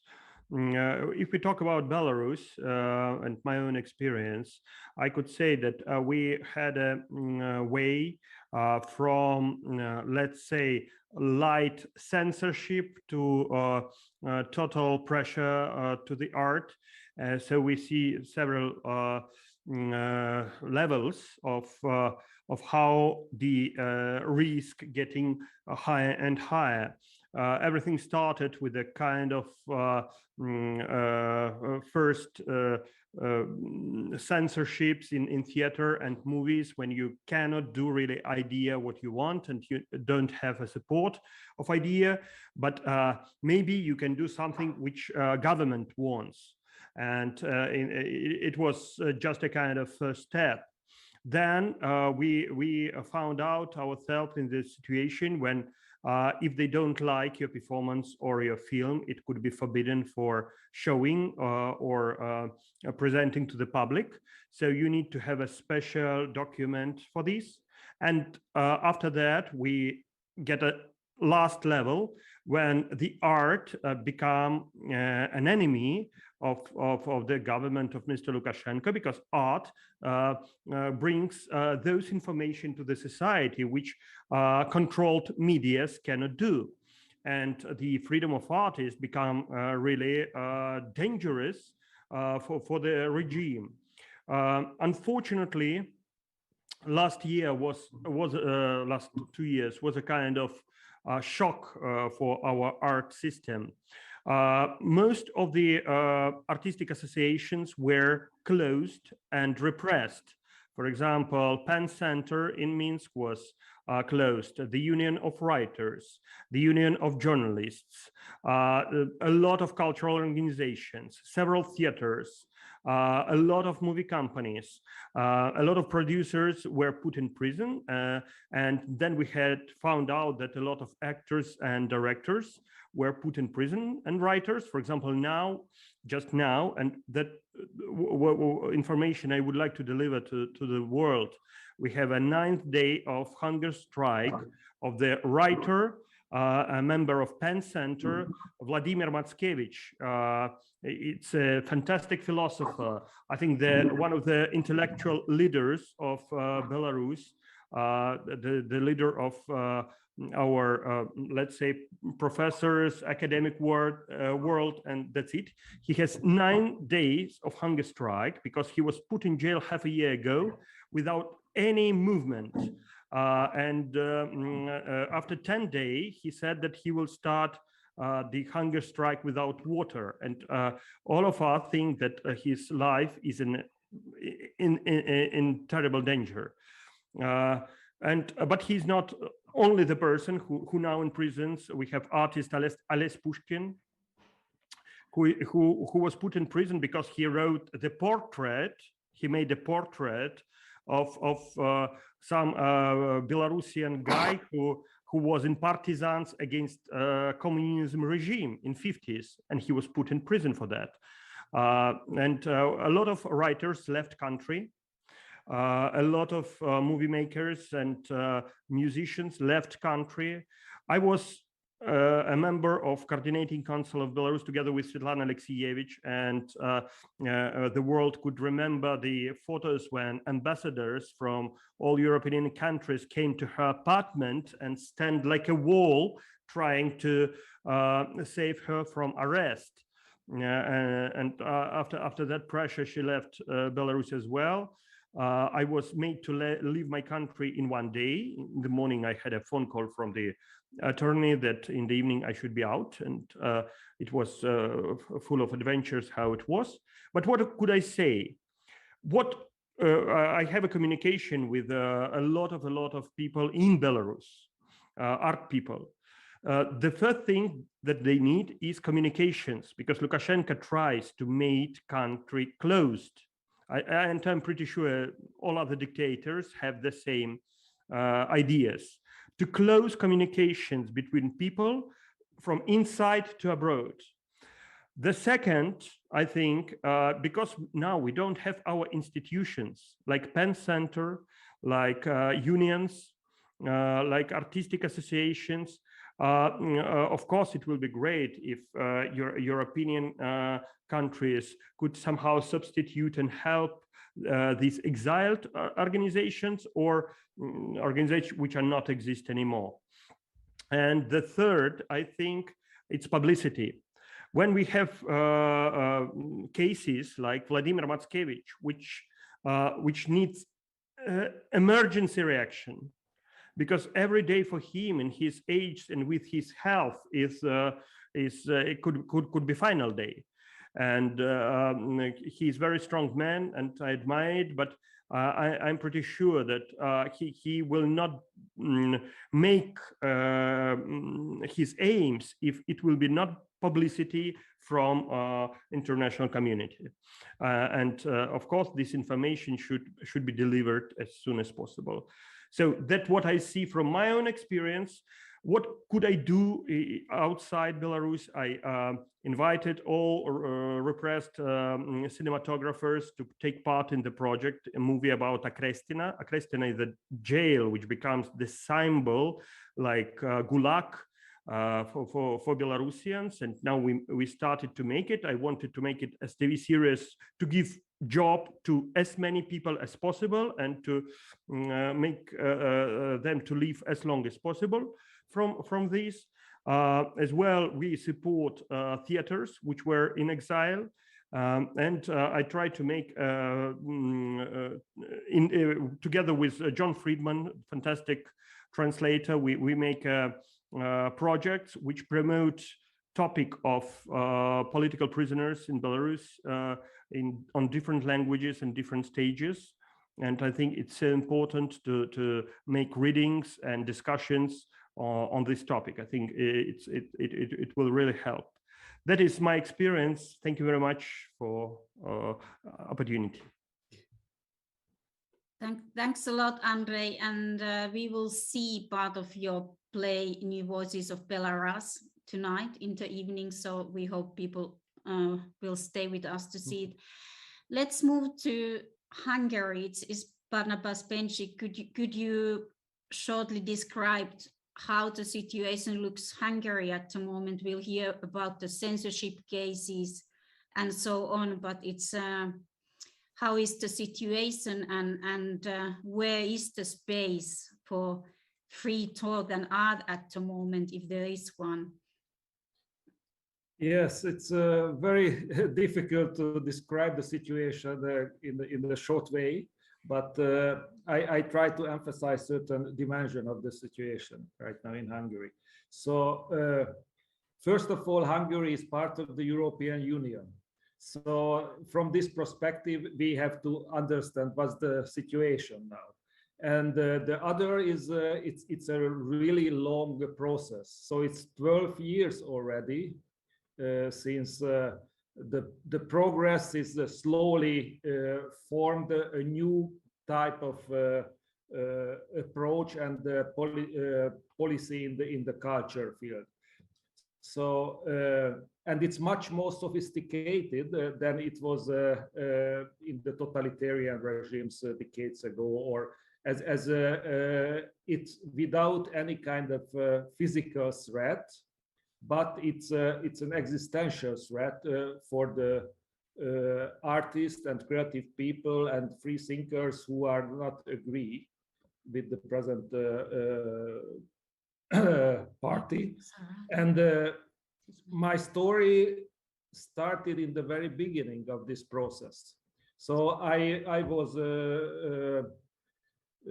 at the position as a museum director in the very beginning. And when my term was expired, I was somehow administratively moved out from the position. And in that years, we didn't really understand what's the logic of the policy, what's the logic of the power. And since it became kind of clear, so it's a soft, but it's effective, and it's reschedule the totality of the different field of culture, the different dimension of culture, and not to talk about the media, which is completely controlled. So you mentioned the censorship. The censorship is kind of structural censorship. So the different type of opinions are very controlled and put in a cage, put in a controlled and very narrow channels. So only the internet-based, only the online platforms are free, so to say. All the other media outlets and channels are completely controlled. And it's the same for the cultural institutions. All the publicly funded cultural institutions are controlled by administrative and financial means. And there are no any type of autonomy for the institutions and for the leaders. And the process went really step by step. First, the public museums, the collections were completely changed. All the public institutions, the leadership was completely changed to loyal people. And then it turned to the educational system. It started with the Central European University in 2017. And then the academic field was completely changed. And the universities, right now, all these autonomous institutions are under control of curatoriums, kind of steering committees, and all the members are appointed personally by the Prime Minister. So it's a totally controlled system. It's invisible power games. It's based on the existential intimidation and all the financial, political, and ideological tools are serving the reason of the political regime to survive and to keep the stability. So we will have an election in the coming 2 months, and there are opinions even from the oppositions that the structure is so deeply changed that without constitutional 2/3 majority, it's impossible to really change and reschedule for a more democratic way. Thank you, Barnabas. This is shortly the situation. Yeah, it's a fairly shocking set of problems that you outlined there in Hungary, and of course neighboring Poland is equally under threat, and the European Union has just now put certain sanctions on the Polish government for breaking rules, the rule of law as they put it, under the new regime of providing COVID-19 emergency funds, punishing Poland in that way. But I would like to remain in Europe and address these questions to Sarah Wyatt. As Marita mentioned, she was previously director at Penn International. She worked there for 20 years and is now a member of the expert facility at UNESCO and the Council of Europe. Sarah, I would like to just remain for a moment in Europe, because as I said, I mean, we're talking about Eastern Europe here, Poland, Hungary, and that's the bad boys, so to speak, of the continent, at least in the European Union. But we also have countries such as Spain, where there are hundreds of political prisoners, actually, as far as I understand it. We know some of them personally, Pablo Hasél, there's Valtonyc, hip-hoppers who have merely, in the case of Valtonyc, criticized the monarchy, and that's not allowed under Spanish law. How does Europe stand these days, and what tools do we have at our disposal to guarantee that we won't slide, as Hungary and Poland have, into more authoritarian forms? Oh yes, well, first of all, thank you for letting me join you all here. I'm unlike my other panelists. I've not myself personally experienced attack or threat or censorship, but over the years I've worked for very many hundreds of people from across the world who have lived under such threat. And I've always been impressed by the strength, the calmness and the determination to continue, whether in their own countries or whether abroad. So it is great to be sitting at this meeting. And you're absolutely right. There is a tendency, particularly in Europe, is to see freedom of expression, human rights attacks as being somewhere else. And you quite rightly referred to the cases in Spain, where we've seen several rap musicians being sentenced and threatened with imprisonment, and indeed one of them had to go into exile, maybe more than that. But there's also, as referred to by Barnabas, this kind of creeping invisible control, certainly invisible to the public, in that more and more governments, particularly in those populist governments such as you've mentioned already in Poland and Hungary, which are using the government, the mechanisms of government to infiltrate, shall we say, or to take control of public institutions. So in Poland, for instance, there is attempts to take over the museums and to dictate what kind of history these museums can portray Poland in. You've seen in Hungary, where you've seen the takeover of arts and academic institutions. And you've also seen it in countries like even in my own, in Britain, you see attempts to influence who can sit on the board. So far, there's not been too successful, but it's something that a pressure that is happening increasingly in Europe, as indeed elsewhere. So we also have to look at these small little things as well as protect those artists who are suffering the kind of immediate threats as well, because it can creep up behind us. What's really been remarkable also, looking at Belarus, looking at Poland, at Hungary, and also in Iran, is the collective action, the strength of artists who've got together to oppose this, whether in their own countries or whether abroad. And that, I think, is essential.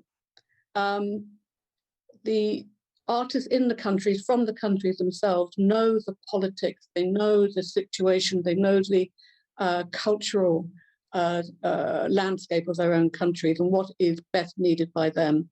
And for them to then be able to reach out, if it's appropriate, if they wish, to international organizations and organizations such as yourselves, the Artists at Risk or PEN International, and to work together to not just publicize the cases, but to push also for legal change which would mean that there would be no structures under which artists and writers and others who express themselves can be imprisoned. There's a whole wide range of means that art is suppressed, from the direct threats to kill through to the more subtle, like access to finance, like access to public spaces.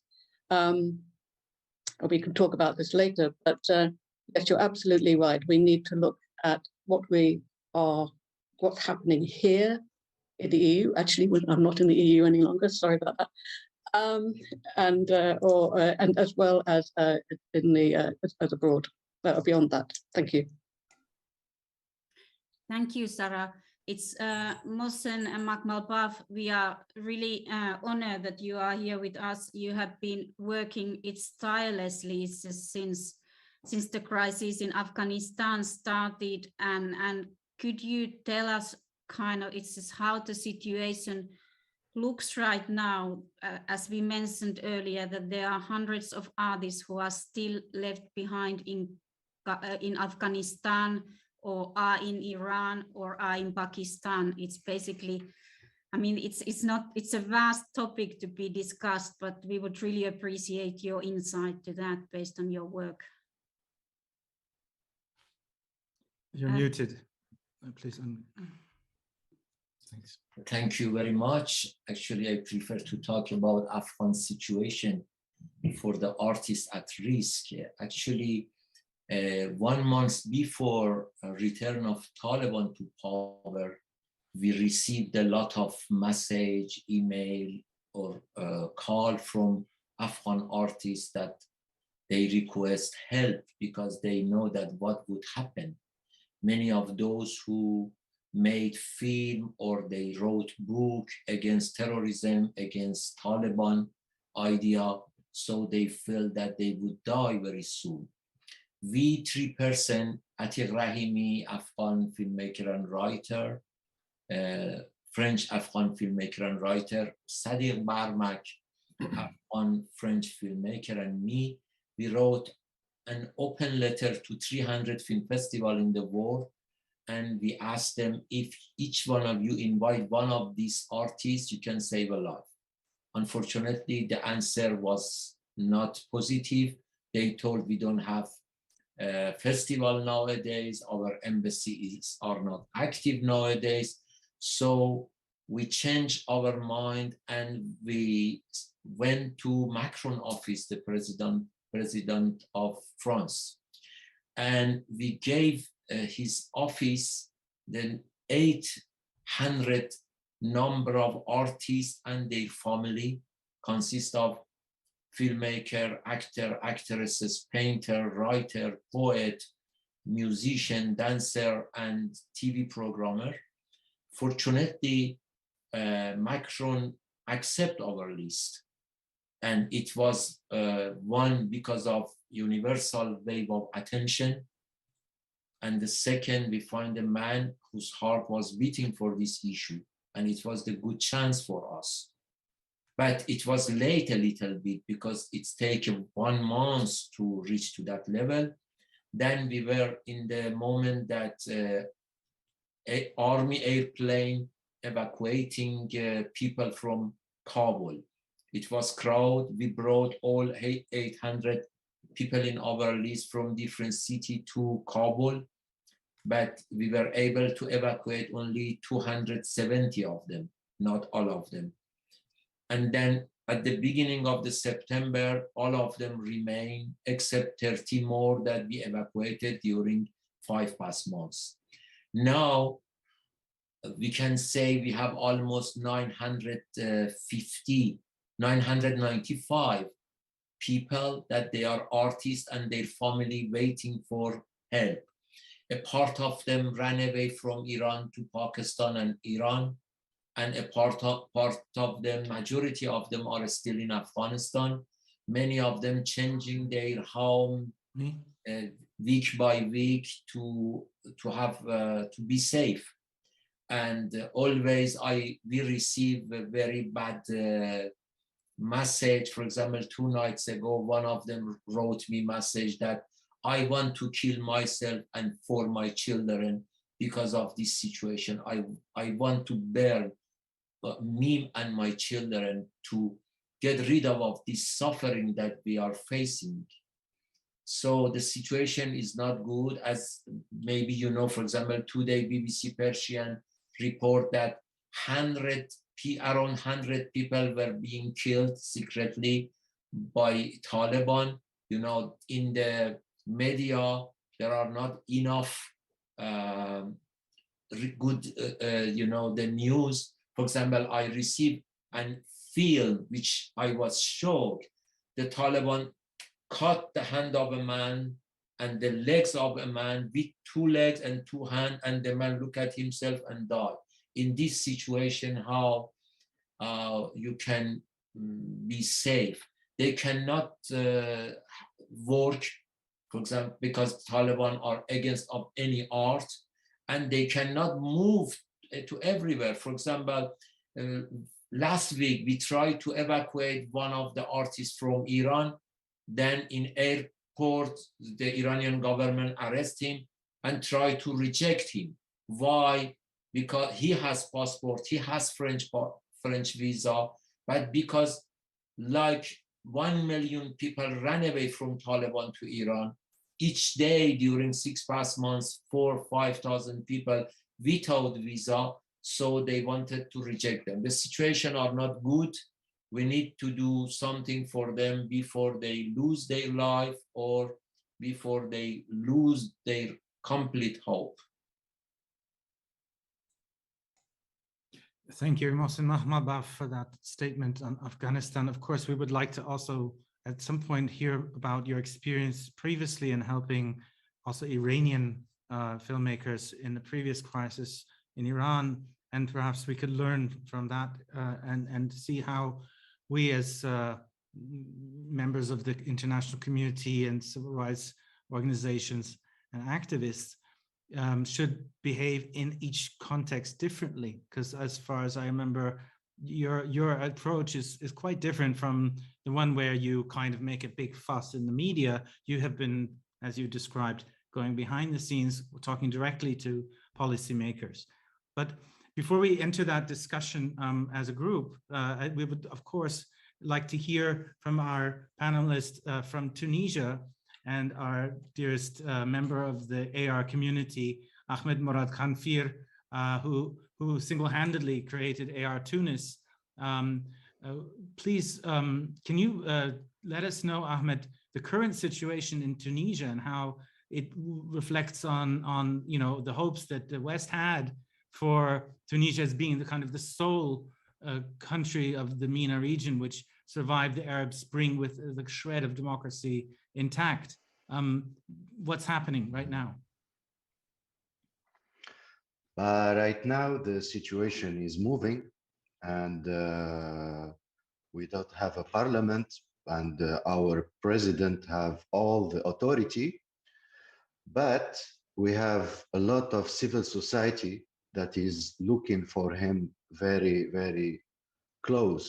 So for every movement, for everything that the president do, he's not completely free. There is a lot of NGO, and really the NGO is the most thing that we win for our revolution, because now is the thing that is very for every movement that the president do, all of the civil society is reacting, and this the situation right now.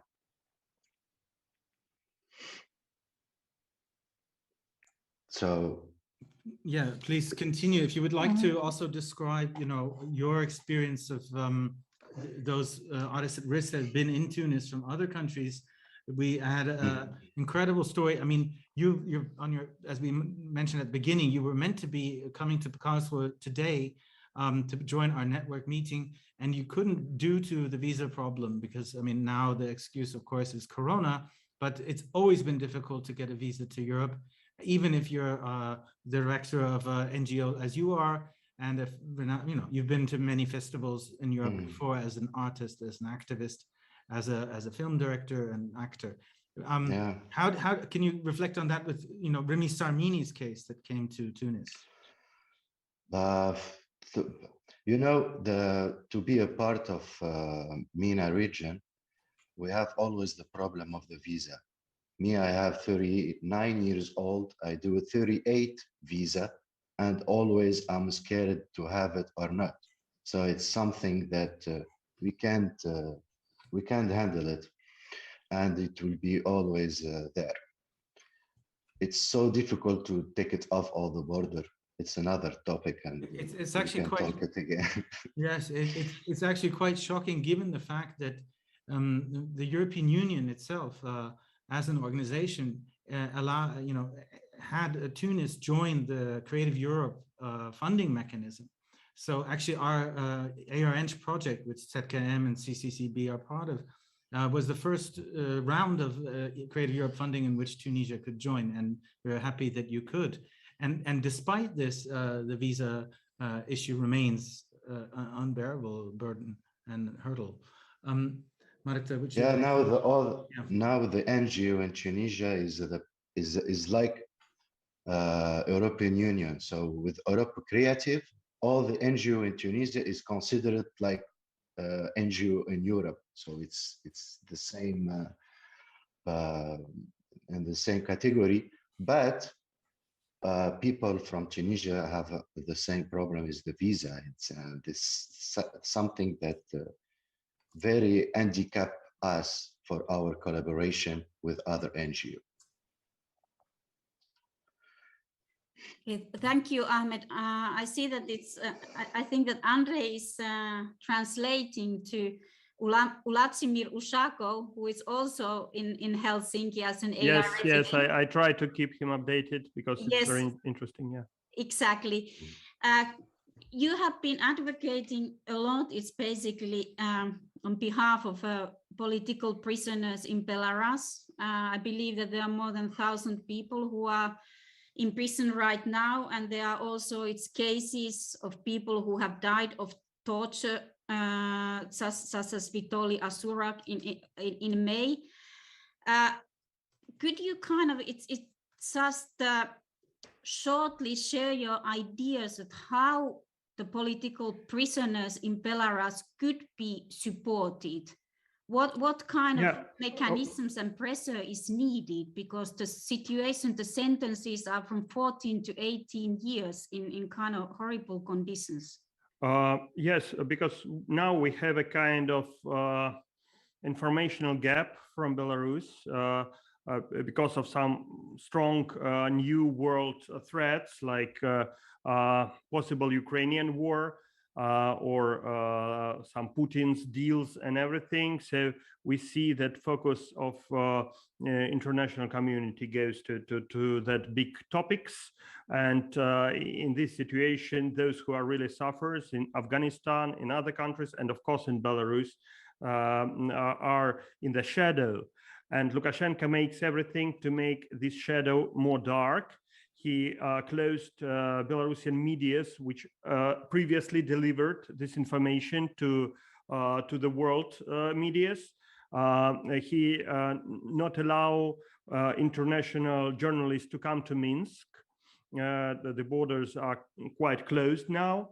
And that is why we have a really lack of information about this situation. So I see several things here. First of all, we have repressed artists who managed to go out, like Vladimir and me, who cannot come back because of threat of arrest or investigations. And but we would like to support our colleagues who are in Belarus, and we would like to talk about this more. So we are happy to use any opportunity for this, and thank you, Ivor and Marta, for this one as well. But I try to do art installations and want to deliver it to as many countries as possible, readings, discussions, and everything. If we talk about people inside, there are as well two situations. We have artists, fantastic artists, who are in the blacklists of government, so they're not allowed to work under their profession anymore. They're not allowed to make theater, not allowed to make exhibitions, not allowed to make concerts, not allowed to be shot in the movie.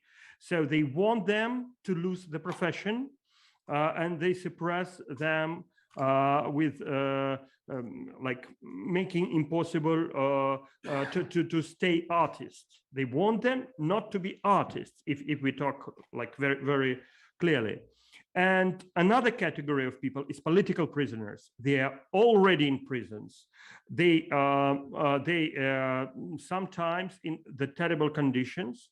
And the problem is that because now of these big negotiations between Putin, Lukashenko, and Kiev and Europe, nobody really pushes Lukashenko about their release, because they want him be not too aggressive, not to start the war or something. So what could we do? We could, of course, tell more about them. We could, I think, support, for example, artists, and this is fantastic idea, I should say, artists at risk in prison. It's a unique idea So it means that people will feel themselves connected to the community of artists and feel support even in the walls. That's great.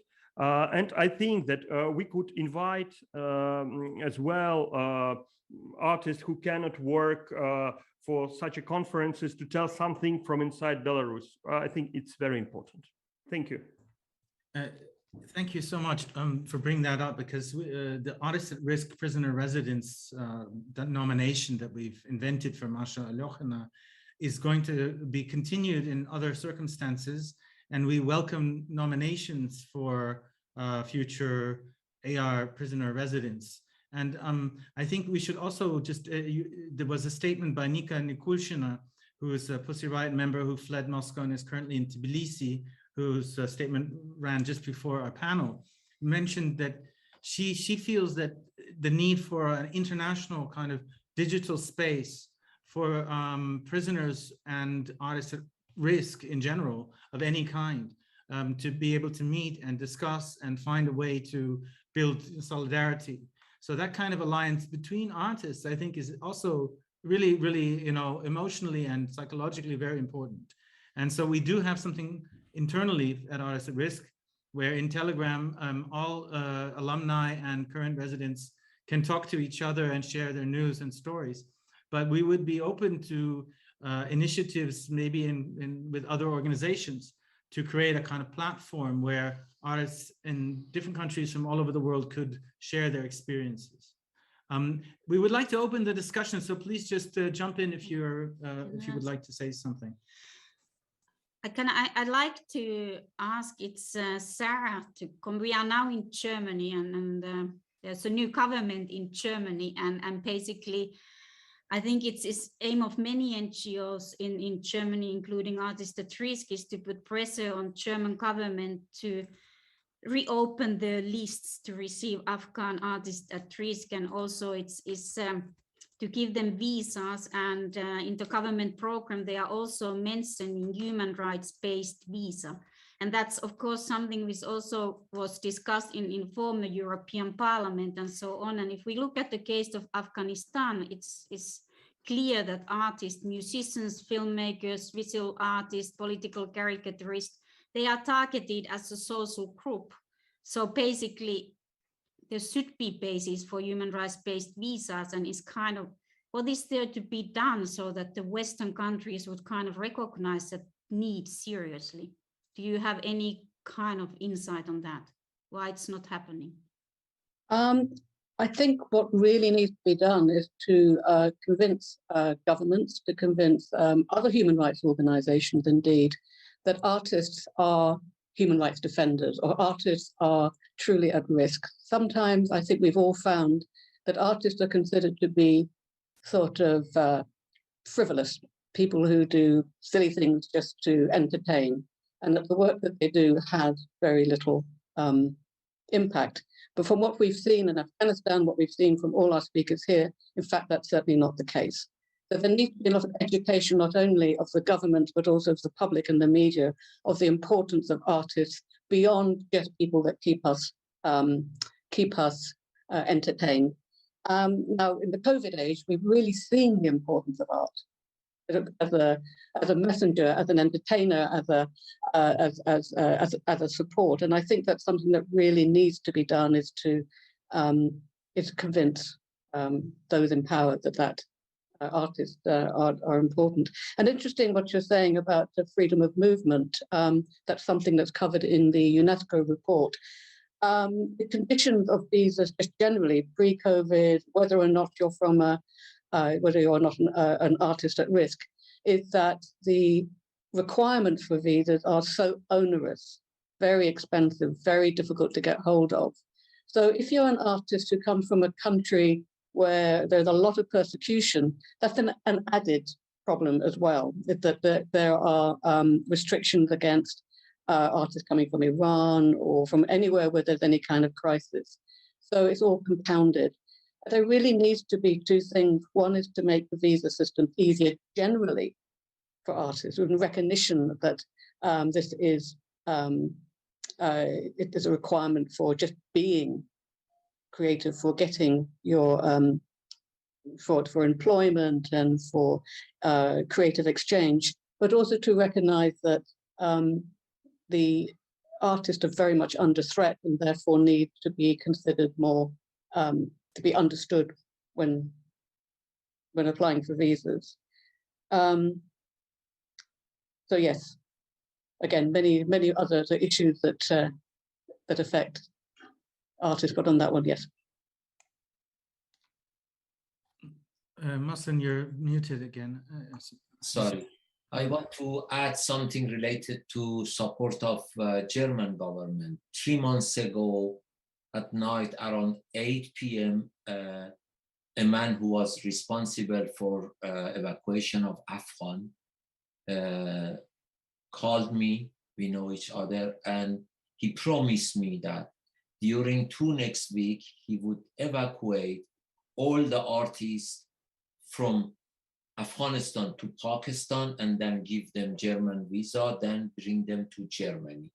So we, 40 people, our team, we work to clear everything related to their biography, why they are at risk, their contact, their document, and then they took all the document and then disappeared. Then 2 weeks ago, after a lot of emailing them, texting them, finally they informed me, sorry, Mohsen, because of changing government, your list is, at the side, is not on the table.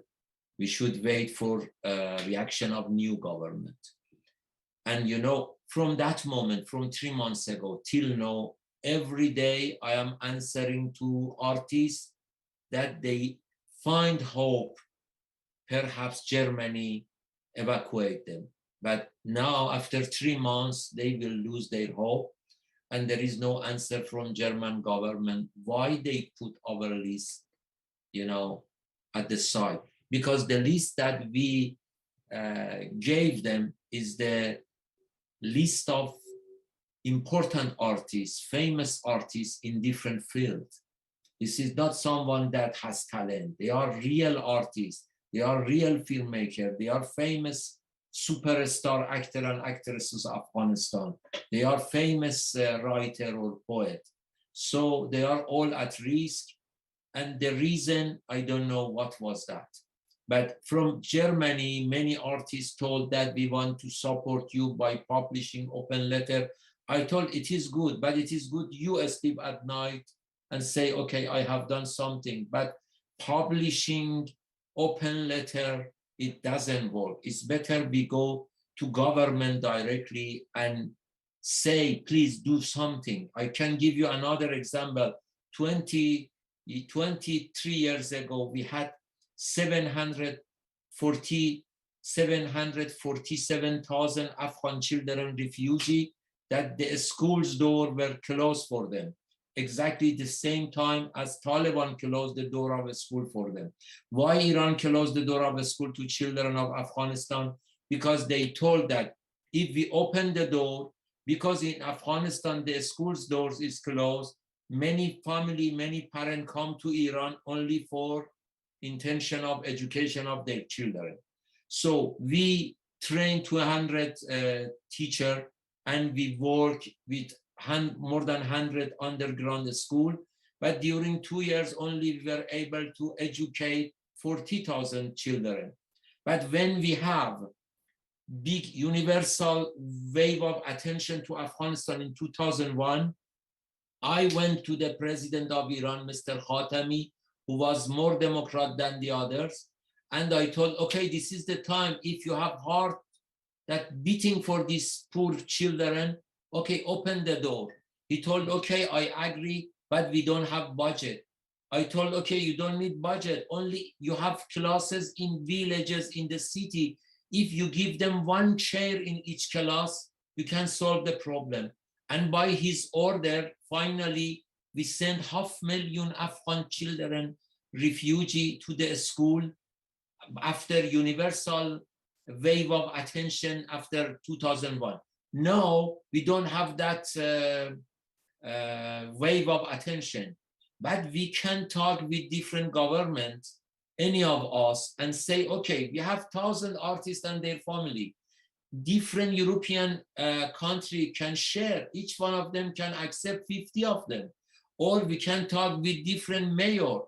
If each mayor in European country accept one artist, is a small request, one artist, you can save all the life of Afghan artists.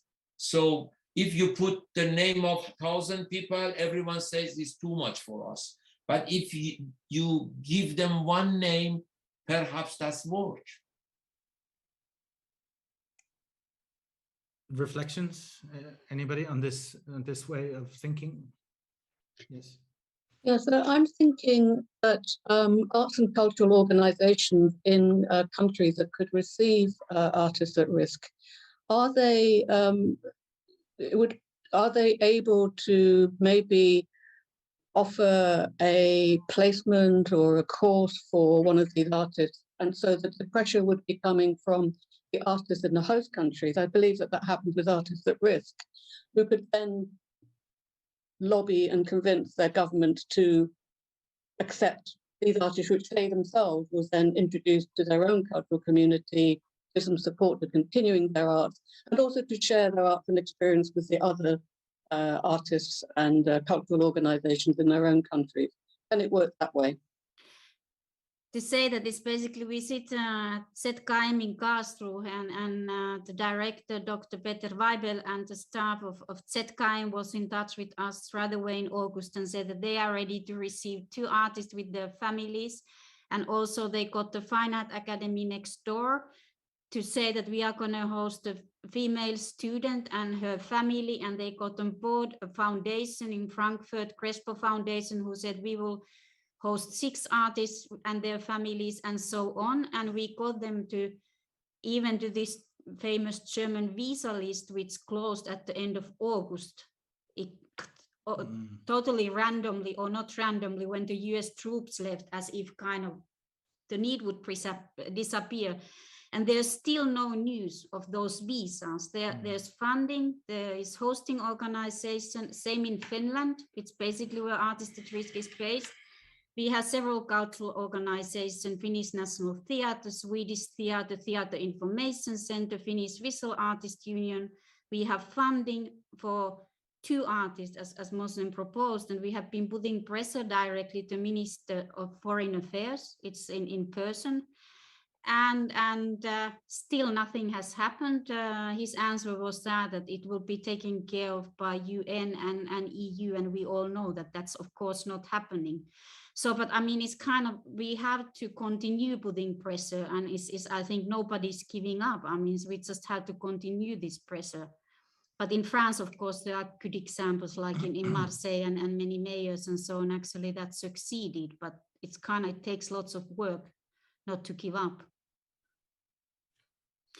But it's kind of, I could make some thoughts on that. I mean, I think, as we said before, it's really it's country by country, and even sometimes even at a smaller granular scale. I mean, that it can be a mayor that proposes, but in the end, it will be the national visa authorities that decide. And so that's where the problem lies. So, for example, the entire Department of Music of Kabul University applied to us very early on. I think they've now been promised places in Germany. I don't know how many of them actually physically have actually reached Germany. It's unclear. But at the time, we had the Argentinian minister willing to accept them. In the end, it couldn't happen for political reasons because of his position. But again, also in Spain, we had the Catalan government very much in favor of providing visas, and then their foreign ministry, so to speak, that's what they called it, applied to get Madrid to do the work, and they refused, or we heard nothing from it again. It is really case by case, and there is a need, I believe, in certain countries when there's no election looming, for public pressure on the government. And I think that this is kind of this direct political pressure has to go on. We just talked with Norwegian, kind of its public radio, and asked them that has Norway received any artist at risk, and they said from Afghanistan, they said no. So there are kind of lots of Nordic countries also, which certainly it's not lack of resources. People are needed there, and they're educated people in Afghanistan, but it's the doors are closed, and it's not acceptable, of course. No. I mean, it's kind of, I mean, I think this is something that would make sense. I mean, there is this kind of weird conception in the world, especially outside of Europe, but even in most of Southern Europe, that the Scandinavian and Nordic region is some kind of paradise in which human rights just you know, given to you at birth, and everyone is treated equally. Everything's wonderful. Finland has received almost zero. As far as we know, Norway, none. Denmark is run by a very anti-immigrant, practically far-right government, even though it's a socialist government in name. In terms of immigration, it's very, very reactionary. So we have to also somehow, do you think that something like naming and shaming works? Is that a question we could perhaps address? How about Barnabas? Would you have a response to that? I mean, that Hungary is in the hot seat in Europe all the time. Has that had any positive result? You're muted. The zero migration, you know, this is official policy right now in Hungary. So no solidarity, no any support for people suffering anywhere, any kind of situation. Zero migration. This is kind of the main direction of the government policy. So since the migration crisis back to 2015, you know, when this huge flow went through Hungary, it was really used as a kind of manipulation tool to stabilize the power position of the government, to use the rhetoric against the migration and against the migrants. And this became the most solid point of the policy, which has a huge support in the society. And through the propaganda since it's all more than 6 years, the propaganda, the brainwashing completely changed the mentality of the Hungarian people, and they are really a majority against migration, against any kind of foreign people settle and working in Hungary. So it's really artificially created xenophobia among people. Thank you so much for raising that point, because this is really what this entire section is about. Because what we're trying to understand as you know, kind of we're trying to put the threats and risks on the table. And now we see how in Hungary and other countries of Europe, this issue has basically strengthened the far right. And there can be, I mean, in some countries it's been avoided, like in Germany, the AfD. But if the number of people coming in gets higher, it can be again exploited. So we have to be aware that this is only going to get worse, right? With extreme climate events, drought, and so on. There's going to be not only hundreds of thousands, but millions, but then even tens of millions, if not hundreds of millions, that are going to be on the move throughout the world in the next, in this century. So we have to be, in some ways, this is what we're talking about. How can we kind of prepare the ground so that people don't react in a reactionary, you know, closing all borders, building walls, and holding tight in their fortresses, and you know, keeping everyone out? That's the worst possible outcome. How can, you know, that's what we're thinking of. Can we be in alliance with countries outside of the European Union and institutions, or how can we work? Andre might have ideas about this, or yeah, I think it's a very big possibility actually for many artists. I mean, there are several countries which are on the way they're not, let's say, part of European Union. They're on the way, but they're quite safe and very interesting actually for culture, like Georgia, Armenia, Ukraine, and maybe some for some nationalities as Azerbaijan as well, for Turks, and they're very nice. They're full of actually cultural events and opportunities, very active, supportive people. For example, we have a lot of Belarusians who moved to Ukraine. And Vladimir, he established his theater, which was closed in Minsk, now in Kiev, and he made already 2 performances. And Ukrainian actors are very supportive. They help, and theater said, please, you can have rehearsals free of charge here, and we will make a discount on lease, on everything, because we would like to support. And I feel this support in Kiev, in Odessa, in Kherson. So I'm pretty sure that it's opportunity. I don't know many countries, but I think 5 or 10 countries could be option for time, let's say, staying, and maybe then the bureaucratic problems will be solved. People could move further. And I think there are some artists who are really like to travel, to move. They don't want to sit in one country. Some of them want to be in one place and go to another and explore and find where the better for them. Like me, for example, I'd love to. I'd like to go to, I don't know, South America or to some Asian countries. And for me, it's so interesting to explore everything. So I think it's a very big opportunity, and it's much cheaper because, for example, cost of living in Georgia or Ukraine maybe 2 or 3 times cheaper than in Finland, but with the same opportunities and same level. So you could have for this money more artists who have their good flats and good food and education for children, but much money for the same money. We are actually currently hosting for Pussy Riot members in Tbilisi, and Georgia is actually very open with the visa policies compared to Schengen area for sure. It is also fast to relocate people there from many countries. I like to kind of ask from Barnabas, because we were talking about this is kind of the threat of right wing, and it's basically you have your own space there, and basically you are doing cultural exchange and so on, and there's off biennial, there's gallery ferry and so on. That basically, what are the ways, because that's exactly what you need in countries like Hungary, where right-winging is so strong, that what kind of is support and alliances you need to keep kind of these spaces going? That is basically, do you have any message is kind of how it can be supported?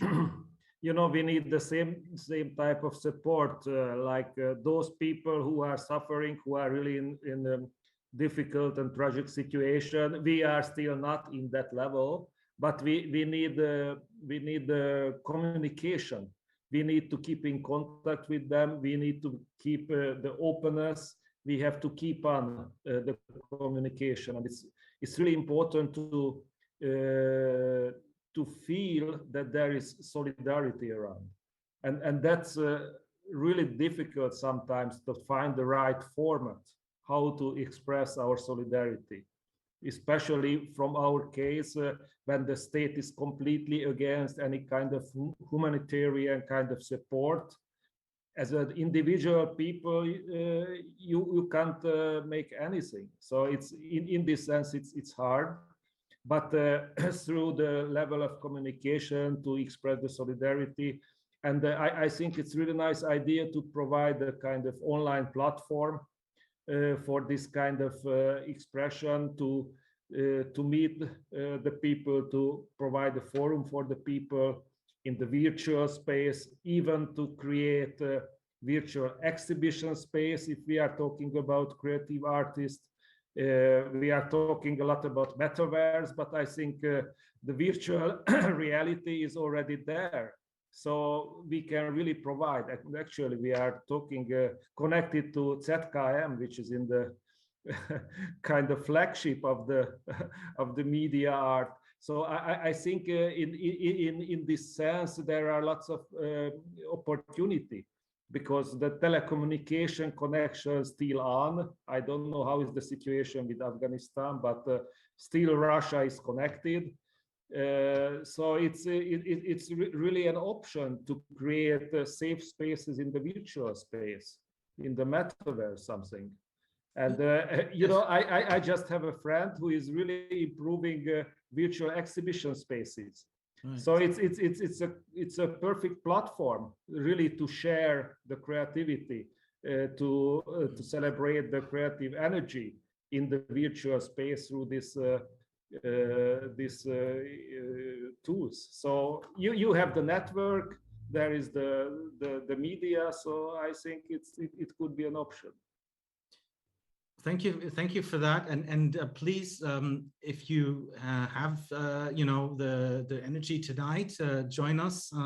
Gather Town. We actually have a virtual meeting space, which all of you we hope will be present in. It's already active. There are I saw Issa Turma, the photographer from Syria, is currently in that space. You can go talk to him in person. A little video screen pops up when you walk around with your little munchkin. And you can meet one of the, he won the London Film Festival Short Film Award, the European Film Festival Short Film Award, a great artist. He's there. Please go talk to him in person in Gathertown. The link is on ZKM's page and also on our page website, so artistatrisk.org or zkm.de, and just click on that and find Gathertown. I would like to pick up on what you just said, though, Barnabas, also, and a comment that we just received via the YouTube. It says the symposium should be continued in more countries in the EU to collect ideas of support and to continue to inform, and it should return to ZKM to reflect again and share the ideas of support. So thank you for that, Bernadette. We hear you. And I think we would like to then also go beyond the EU again to Tunis, because I mean, do you want to ask a question? I have a question too, but go ahead. We both have questions, so it's Ahmed. We have many questions. I'd like to ask you, Ahmed, because you're also kind of on that side, that you have been hosting Artists at Risk residents, and you could actually host more residents there, but it's an issue of resources. So could you reflect that? It is basically that what kind of support you would need. It's, as Andre also said, that it's kind of, there are many other cities like Tunis or Tbilisi, and we have had the same problem. It's within our funding that it's not so easy to find funding to support residency hosts outside of Europe. It's easier to find funding tools to support kind of its residencies within EU, even though it's much more expensive. And we really want to strengthen our partners like in Tunis and Tbilisi and Sofia and so on. So could you talk about that, and it's what is needed there in Tunisia and in MENA region generally? One of the most problem in Tunisia is the finance, because the government don't finance this kind of project. And sometimes it's so difficult to bring the money from other country, because we are not open for any other country to receive money for that. And this is a kind of censorship, a new way of censorship. And after that, sometimes we find another problem that I think that we don't talk about. After 20 years of dictatorship, the society is, he creates some topic that the society don't accept artists to talk about. So sometimes we find a problem not only in the government, in the society himself. Society has scared topic that some artists become at risk and automatically go for auto-censorship. And he's scared to talk about this topic. And he finds himself in auto-censorship. And the day that he go out from the country and he finds himself in another country, then he finds his freedom of expression, and he start to do it his real work, artist work. So this topic that I need to mention it. Yes, Andre. Yes, and may add, we as well should a little bit divide because that's what I don't see, but maybe it will be more effective, and then the help will be more effective. There are some artists who are really not about money, they about security. They could be established, they could have some money, or they could find work very easily. And it's not about their financing, it's about to getting them out from danger. And sometimes the visa and ticket, it will be quite enough for them, because they know their plan, how could they survive with their friends or diaspora or some other organizations. Some of them, yes, of course, they need money, and money is focus for them because they don't have. But if we as well could really understand what artists need, and maybe he says, I don't want wait long time when you find money, but because I need to get out now. And for me, this visa help and maybe tickets will be enough, and I will find everything else by myself. And I cannot wait for a year or half a year when maybe it should be like divided attitude for this kind of, and then you can rescue 2 artists for the same money, or 3 artists, and they will be happy. Or you need to wait and take 1 artist, pay him residency, living and everything, but maybe he doesn't sometimes need it in that moment, or he cannot wait for that moment. So maybe we could see as well different situations here. Thank you. Thank you for that, Andre. So you want to answer directly? Yes, go ahead, please, Ahmed. So for the case of Tunisia, we are a welcome country. So a lot of people don't need a visa to come in Tunisia. But after that, there is the NGO, and that he needs a finance to host the artist, to prepare all the thing for the artist. He's a risk when he arrives to this place that he's safe, he needs an assistance, psychology assistance. We have this kind of experience with artists that we host, and we understand the importance of the psychologist assistant, and for that we need the money. The problem that we have in Tunisia, that when we host artists, we host only for 3 months, and we can do it like 6 months. After that, he can't stay here. So he need to move. And if we do it like special map of the earth of all the NGO that we work together, then we do it like a train between countries, and the artist, he will travel from one to another. That's what we do. We need to, because there is no way to find them a place that he will stay forever, and he's this is fantastic because we're speaking to not only an actor and an organizer and director of Art Veda, but also a son of a train driver and also a train driver himself. A great movie that you put on it was at the Rotterdam Film Festival, I believe. Was it in? Yes. So that's how we got to know you, in fact. But I would like to I think you raised a very important point, both Andre and you, when we're talking about staying in the regions, or at least not having to come to Europe or other wealthy countries, because I mean, you know, the question of migration I addressed earlier, where due to climate catastrophe, we're going to be facing not only, you know, like we're going to be facing millions of people on the move. And so we already have that, and it's going to only increase. So the question is now, I mean, when you think about it in the big picture, you will say, okay, well, what is the job of like major politics? What should they be doing? Well, I mean, in the end, just helping, you know, another 10,000 here, 100,000 there is not actually the solution. It's just, you know, the Band-Aid on the problem. The problem lies in the countries that are falling apart, right? In Africa, in the Middle East. These are states which for one reason or another have lost the ability to feed and to care for their populations. And why is that? And it's due to a certain, post-colonial structure that still maintains a very extreme inequality between countries and continents.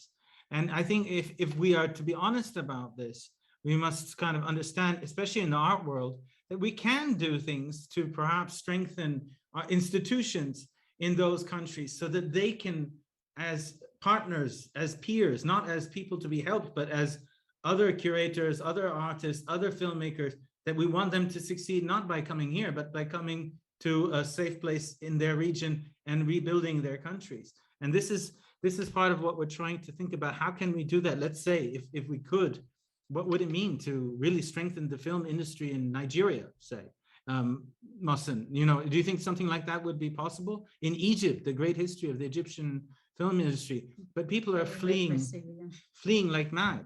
So how can we act as cultural, players? I think this is the final comment and question. I think we had to wrap up. Yeah, it's a big question, but we're going to be addressing this tomorrow, of course. But if you have fast responses to that. Yeah, actually, in my homeland, Iran, always we have around 3 million Afghan refugees that always they ran away because of unsecure situation that they face in their country. For example, when I was making my movie Kandahar in 2000 at the side of the border of Afghanistan, every night we have seen a lot of people are running, the family running, they were sick, only they were searching for food or to be alive. So always there are big movement of refugees from Afghanistan to my homeland. And always Iran try to reject them, but they are not able to do completely. They reject a part, then you see the day after many people arrive again. Why? Because of insecure situation. So as much as the world is not injustice, we would see this kind of movement. People try to be safe, people try to be alive, people try to have food to feed their children. For example, many artists really, they were crying and then they say, we don't have food to feed our children. It's not only matter of art activity, it's matter of being alive in this situation.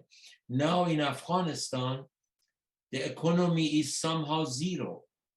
The government has no money, the people has no money, and there is no job. Before that, they were farming, they were, they had sheep in the mountain. When Soviet attacked to Afghanistan, they lost their job and they become partisan and they destroyed country.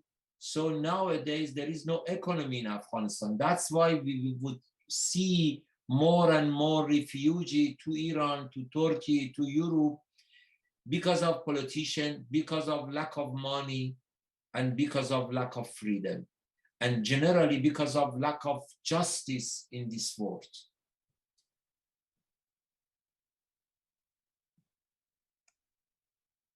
So that's a very depressing way of summing up the current situation for Afghanistan, obviously.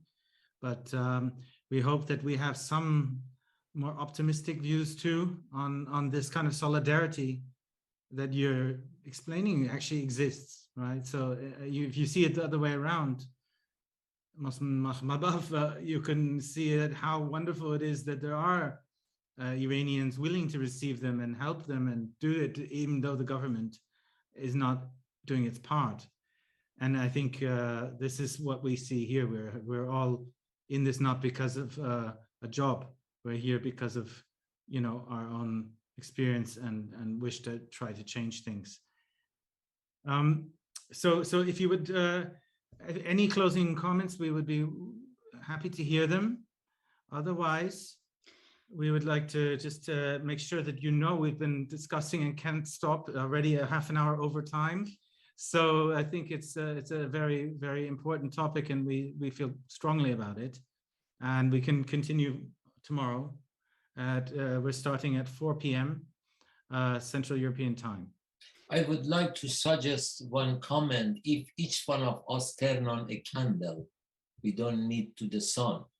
If each one of us try to save life of a person, artist at risk from anywhere, is much better than do a lot of, conversation and a lot of open letter signature, because in my experience, this kind of activity is beautiful, but really doesn't work. We need to be active in reality. For example, I invited in one film festival, they were insisting I don't mention the name, in France. I told, if you need me to be there, please invite 2 Afghan artists as well, and they accept that. We need to do something in reality. So turn on a candle around yourself is much better than doing huge conversation in the world, which is full of noise nowadays. That's really good. It's a beautiful closing comment, Mohsen, and that's the introduction for tomorrow's topic, institutions as resistance. We have institution leaders from IFA and so on, and ZKM, for example, is an institution.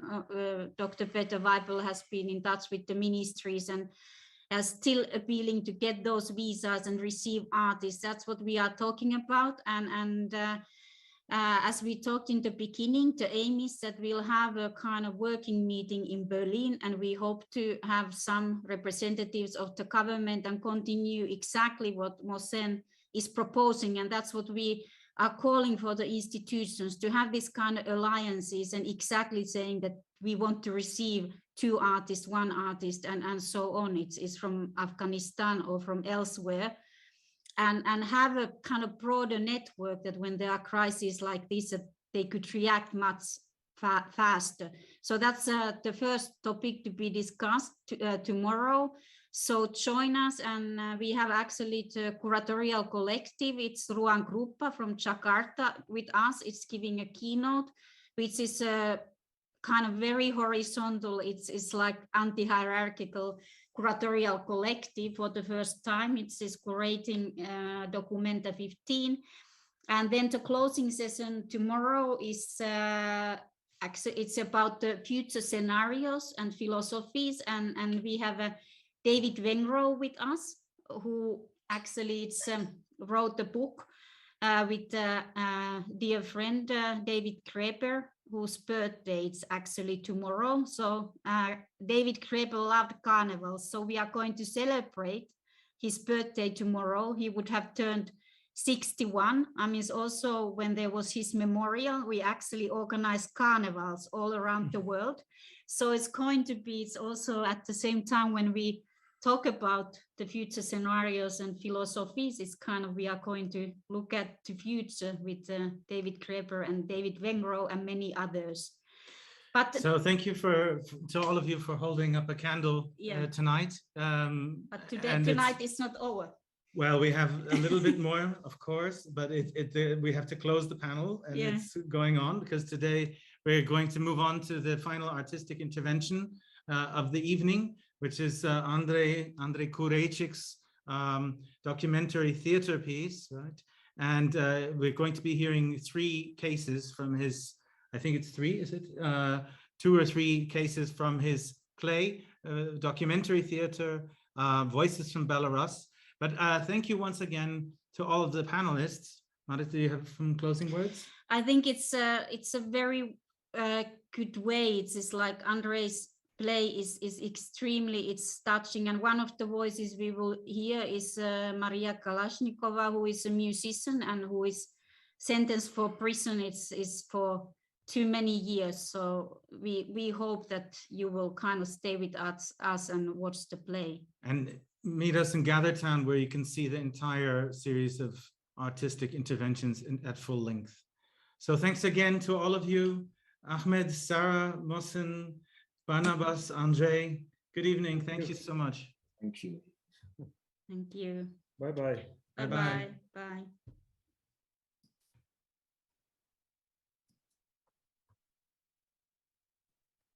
Okay, great. Thanks, Ahmed. Oh God, Ahmed, it's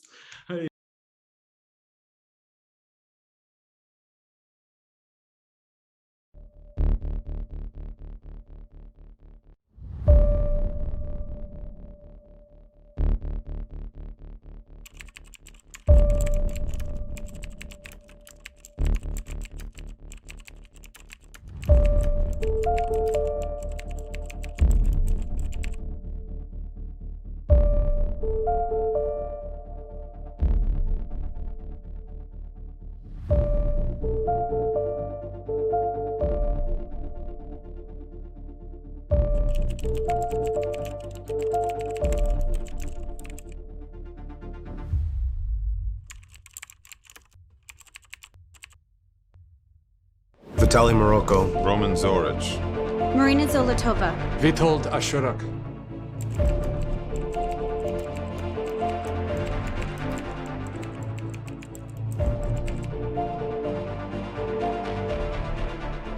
Maria Kolyesnikova. Marina Karabanova. Sergei Melyanets. Nikolai Statkovich.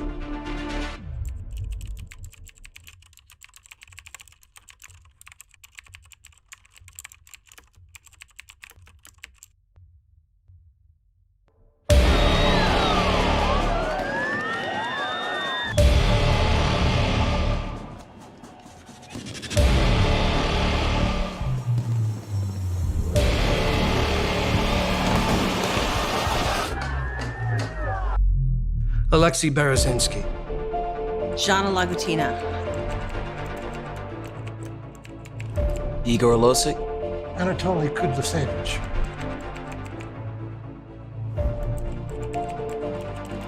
Andrei Proskurin. Polina Svedstova.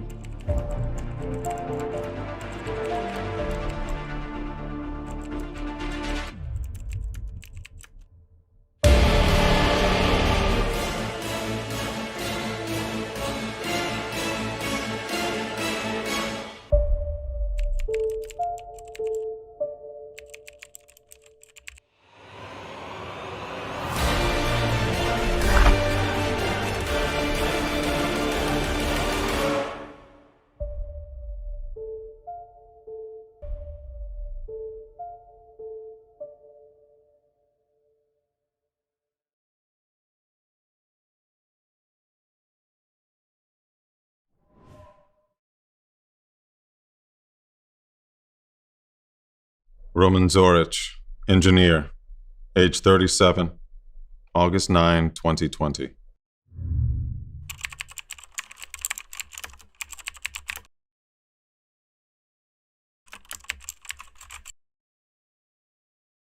We came to review the vote result.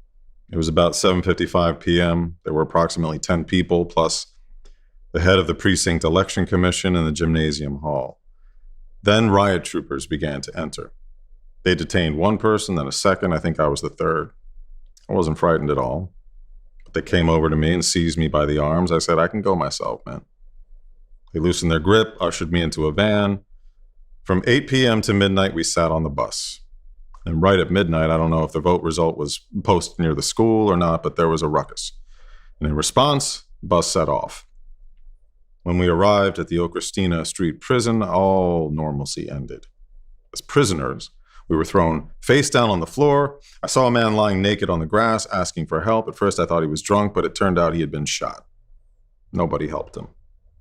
There were many people. It was a continuous conveyor system. Undress, off with your shoelaces, line up. People entered the cell, the door closed after them, that was it. Screams were heard on the street. They were beating people out there. We sat there for the longest time. Our cellmates were all quite mature, educated people. They decided to ask what we were being held for. They called out to the guards, said, first, tell us our status, why we're here. Second, give us some food. And third, we must be allowed to call family and relatives. And through the feeding trough in the door, we got other cells to agree that if the conditions were not met, we would begin to raise a racket. We gave them half an hour to fulfill our demands. The guard promised he would pass our demands upwards. Half hour passed. Then a crowd of policemen came running with the guard. They opened the adjacent cell. We looked through the feeding trough to see what was happening. People were being taken out, hands behind their backs, faces to the floor. We were on the second floor, and they marched them down the corridor, down the stairs, and out into the street. On the way, they beat everyone with clubs. Prisoners ran outside, knelt down, heads to the ground, hands behind their backs. The police continued hitting people with their clubs, and we were next. On the third day, they began taking us out of the cells. The judges had arrived. It was trial by conveyor belt. The judge looked like a talking head. He gave everybody 15 days. There's no point in resisting when you're a hostage and helpless. So what happens next? I've heard, and I heard Victor Barbarico said it, he said, Lukashenko is not the system. It only holds together thanks to the people who are willing to carry out his instructions or orders. When there won't be enough of these people, when people stop obeying his orders, then the system will collapse. It's already begun to crumble. The domino principle has been set in motion. It took 26 years to build, although I say 26, it adds 70 years of communism to that. We do not choose the times in which we live, but we choose the path that we will walk. 26 years ago, I was 13, 14 years old. This was the time of the first elections in independent Belarus. The people were immature. They didn't yet know how to make choices. They didn't know what a choice was. People were given the right to choose, but they did not know how fateful that choice could be. They didn't have the experience, and they chose what they chose. Later, they just turned a blind eye to many things. They thought someone else would come along and decide everything for them. People now have the conviction that they are the only ones capable of improving their lives. I think now we will appreciate that.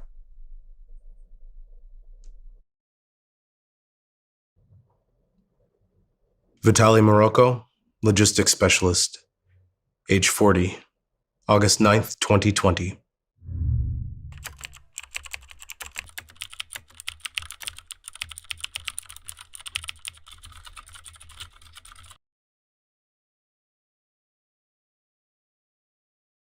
I was relatively apolitical. I never took part in demonstrations and never actively expressed my civic position, but things boiled over. The entire 2020 presidential campaign unfolded in such a way that it was impossible to remain on the sidelines. How long can you continue to be an armchair critic? My entire family came to the conclusion that the time had come. It was up to us to take our fate into our own hands, to make a choice about how we would live in the future. After the polls closed at 8 p.m., my son and I went to the school to witness the announcement of the final results. We waited a long time, but the voting results were still not posted. At about 9:30, the members of the precinct commission left under the escort of police officers. They never did reveal the results. We knew that people were gathering at the Steli Hero City Obelisk in Minsk. We headed toward the city center with a group of angry people. There were about 500 of us. We were met by riot police as we approached the bridge on Kalvarskaya Street. Our column came to a halt. There were many young women among us. I tried to keep my son behind me. At one point, the wall of policemen began banging their shields together as they moved toward us, trying to force us back. We tightened our ranks and fought back. The stormtroopers weren't expecting that, and they stepped back. They stepped back and they sprayed tear gas as they retreated. So each time we approached them, we found ourselves in the midst of a cloud of gas. I felt an unpleasant taste in my mouth and a burning sensation in my eyes. People began to scatter, and when I saw my son running, I ran after him. Suddenly there were loud explosions and bright flashes of light. I remember the events at the hospital only in snippets. I was met by a team of doctors. I was labeled patient number 2. I was impressed by the well-coordinated and efficient work of the medical staff. They treated me as if I was one of theirs. The doctors unleashed a string of obscenities. They could not believe an injury like this could happen in peacetime. Marina Zolotova, journalist, chief editor of the Tutbai internet portal, age 43, May 18th, 2021.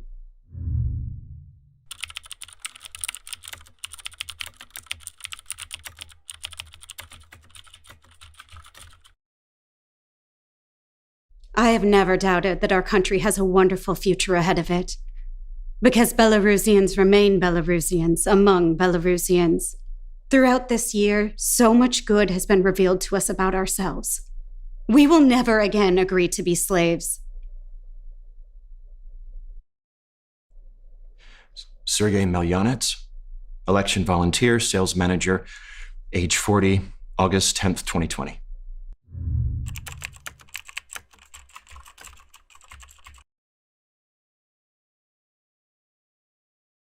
On the evening of August 10th at 6:30, my older brother and I resolved to go to the center of Minsk.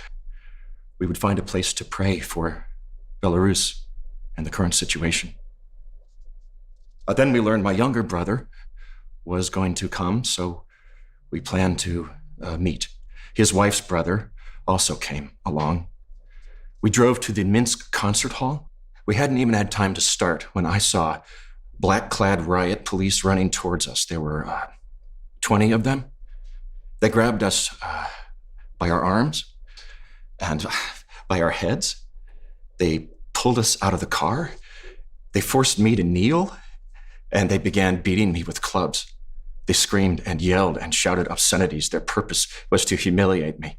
They constantly tried to find out what we were doing there, what our plan was, who the organizers were. And I answered honestly, and I said, well, we came here to pray. And then one stormtrooper continued to harass me. Why did you come here? It was all very crude and full of obscenities. And I said, I'm here with my brothers. And that we came to pray and nothing more. And at that moment, I felt this shoot of electricity through me. He had tased me with a stun gun. At first, he tased my feet a couple times, then my arm, my back, and then the area of my heart. And I've had heart problems since childhood. Mitral valve prolapse. I didn't know what to do. My answers didn't seem to satisfy him. Every wrong answer, and he tased me again. It was very painful. We ended up some corner somewhere. I don't know where it was. They brought in new detainees. It was a holding place so they could later transport the detainees in another vehicle. And a huge vehicle was parked there. And we were lined up against the wall. They twisted my arms behind me. They lowered my head at a 90-degree angle, and then they used a club and they spread my legs wide as possible. And I remember one riot trooper saying to me, if they'd let me, I'd burn you all alive. I can't forget that phrase. I would burn you all alive if I could, or if I got an order. I prayed right there in that holding place. Sometimes it seemed to me that I was a spectator of some sort. Everything was happening to me, but at the same time, I was watching it happen from a distance. I mean, I basically couldn't understand how I ended up in this situation. Nothing like this ever happened to me. At the same time, I understood. If God had allowed it, then that meant there was a reason for it. I did not know then where they took us next, but later I learned it was the Lenin Police Department. A woman in an unmarked uniform interrogated us and wrote down our information. I asked permission to call home. I explained, I have 7 children, and she promised to let me call later, but those words were empty. They handcuffed us, took us to a room resembling a garage where they put our heads against the wall again. I stood, forehead against the wall, and I began to feel like there was no air. That my heart began to ache. I'd never felt anything like this. There was no air. And I began to float away. I began to faint. I said, pardon me, I'm sick. I have a bad heart. And I had been tortured with a taser, and I'm getting very sick. I shouted at a policeman, and the policeman was afraid I might die then and there. They brought in a doctor from the ambulance to examine him, and the doctor said, quick, get him in an ambulance. And they told the riot police I must be taken to a hospital, but the riot police didn't want to let me go because they had no one to accompany me. And finally, the doctor says, well, what are you going to do? What are you going to do if he dies right here on the spot? Well, the ambulance took me to the hospital. There was a huge number of people who had been injured in the demonstrations. All were wounded in some way, some with fractures. They put me on a drip, and they put me in the corridor. And finally, the doctor told me that my condition is stabilized. No more rooms available. I should go home. I am a religious person. And I know that one can't experience true joy until one has experienced true tribulation. My family and my children are the only thing helping me cope with what I went through. Only at home am I calm, and do I feel safe. I've noticed how people change. Most people change, at least in my circle, they've changed for the better. A friend of mine on Facebook wrote, "I was beaten. I was tortured. I was sent to prison. I was in a very bad state. I was angry, and I wanted very bad things to happen to those who had done this to me. But then I realized that if I were led to the man who beat me, and if I were given total power over him, I would not so much as touch him with a finger." Jesus Christ, as he hung on the cross, asked his heavenly Father to forgive those who had crucified him, for they knew not what they did. I do not know if those riot police knew what they were doing, if they were in their right and proper minds, or whether they were thinking in a clear and sober way. I do not know. But I have chosen not to hold a grudge against them in my heart. And you might say, I have forgiven them. I do not wish to seek revenge against them.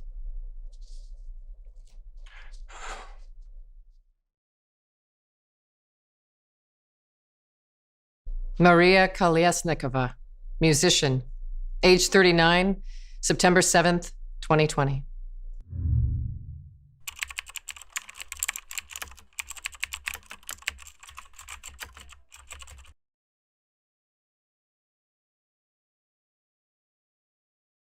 I was kidnapped on the 7th of September in the center of Minsk.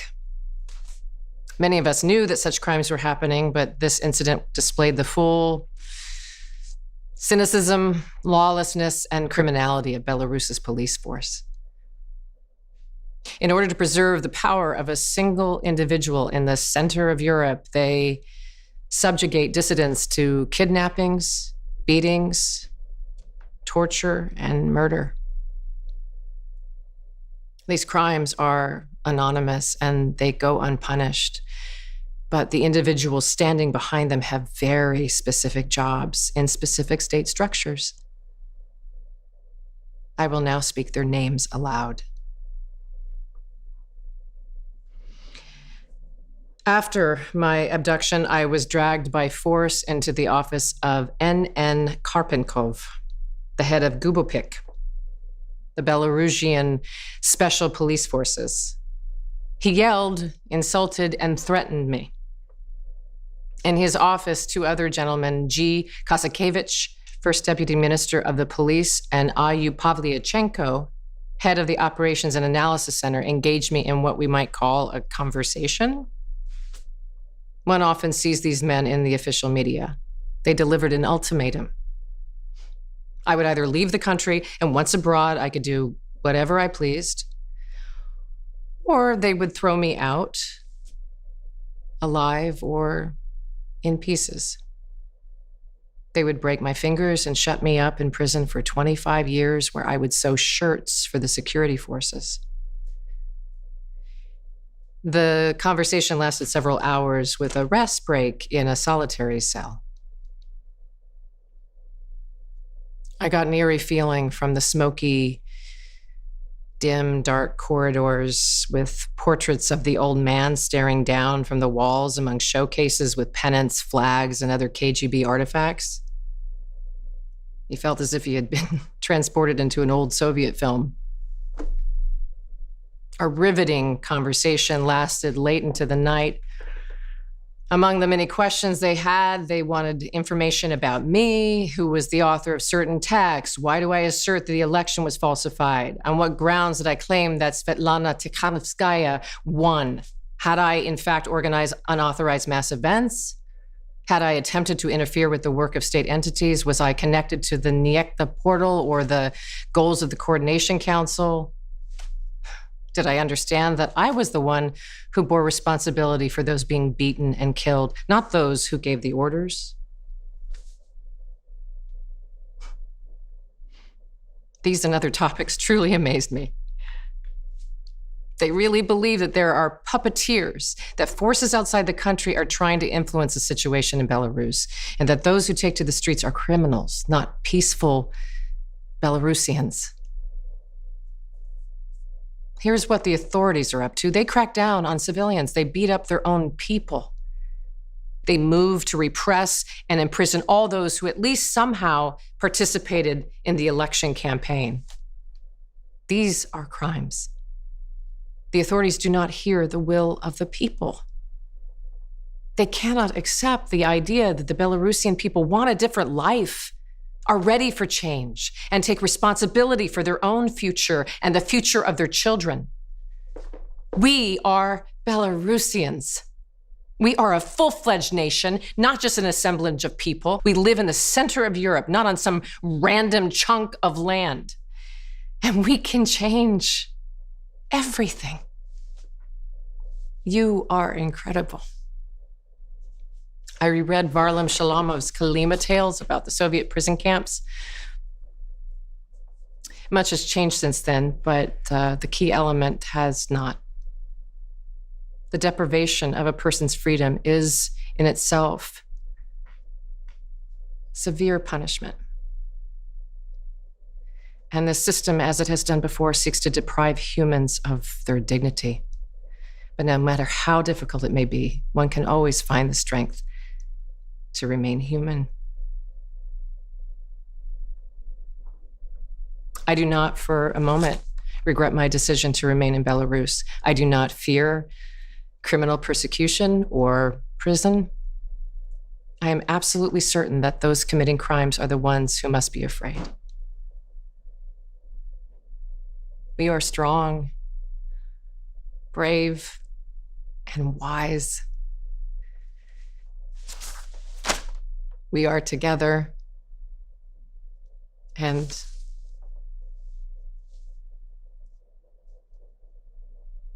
love. Love is stronger than fear.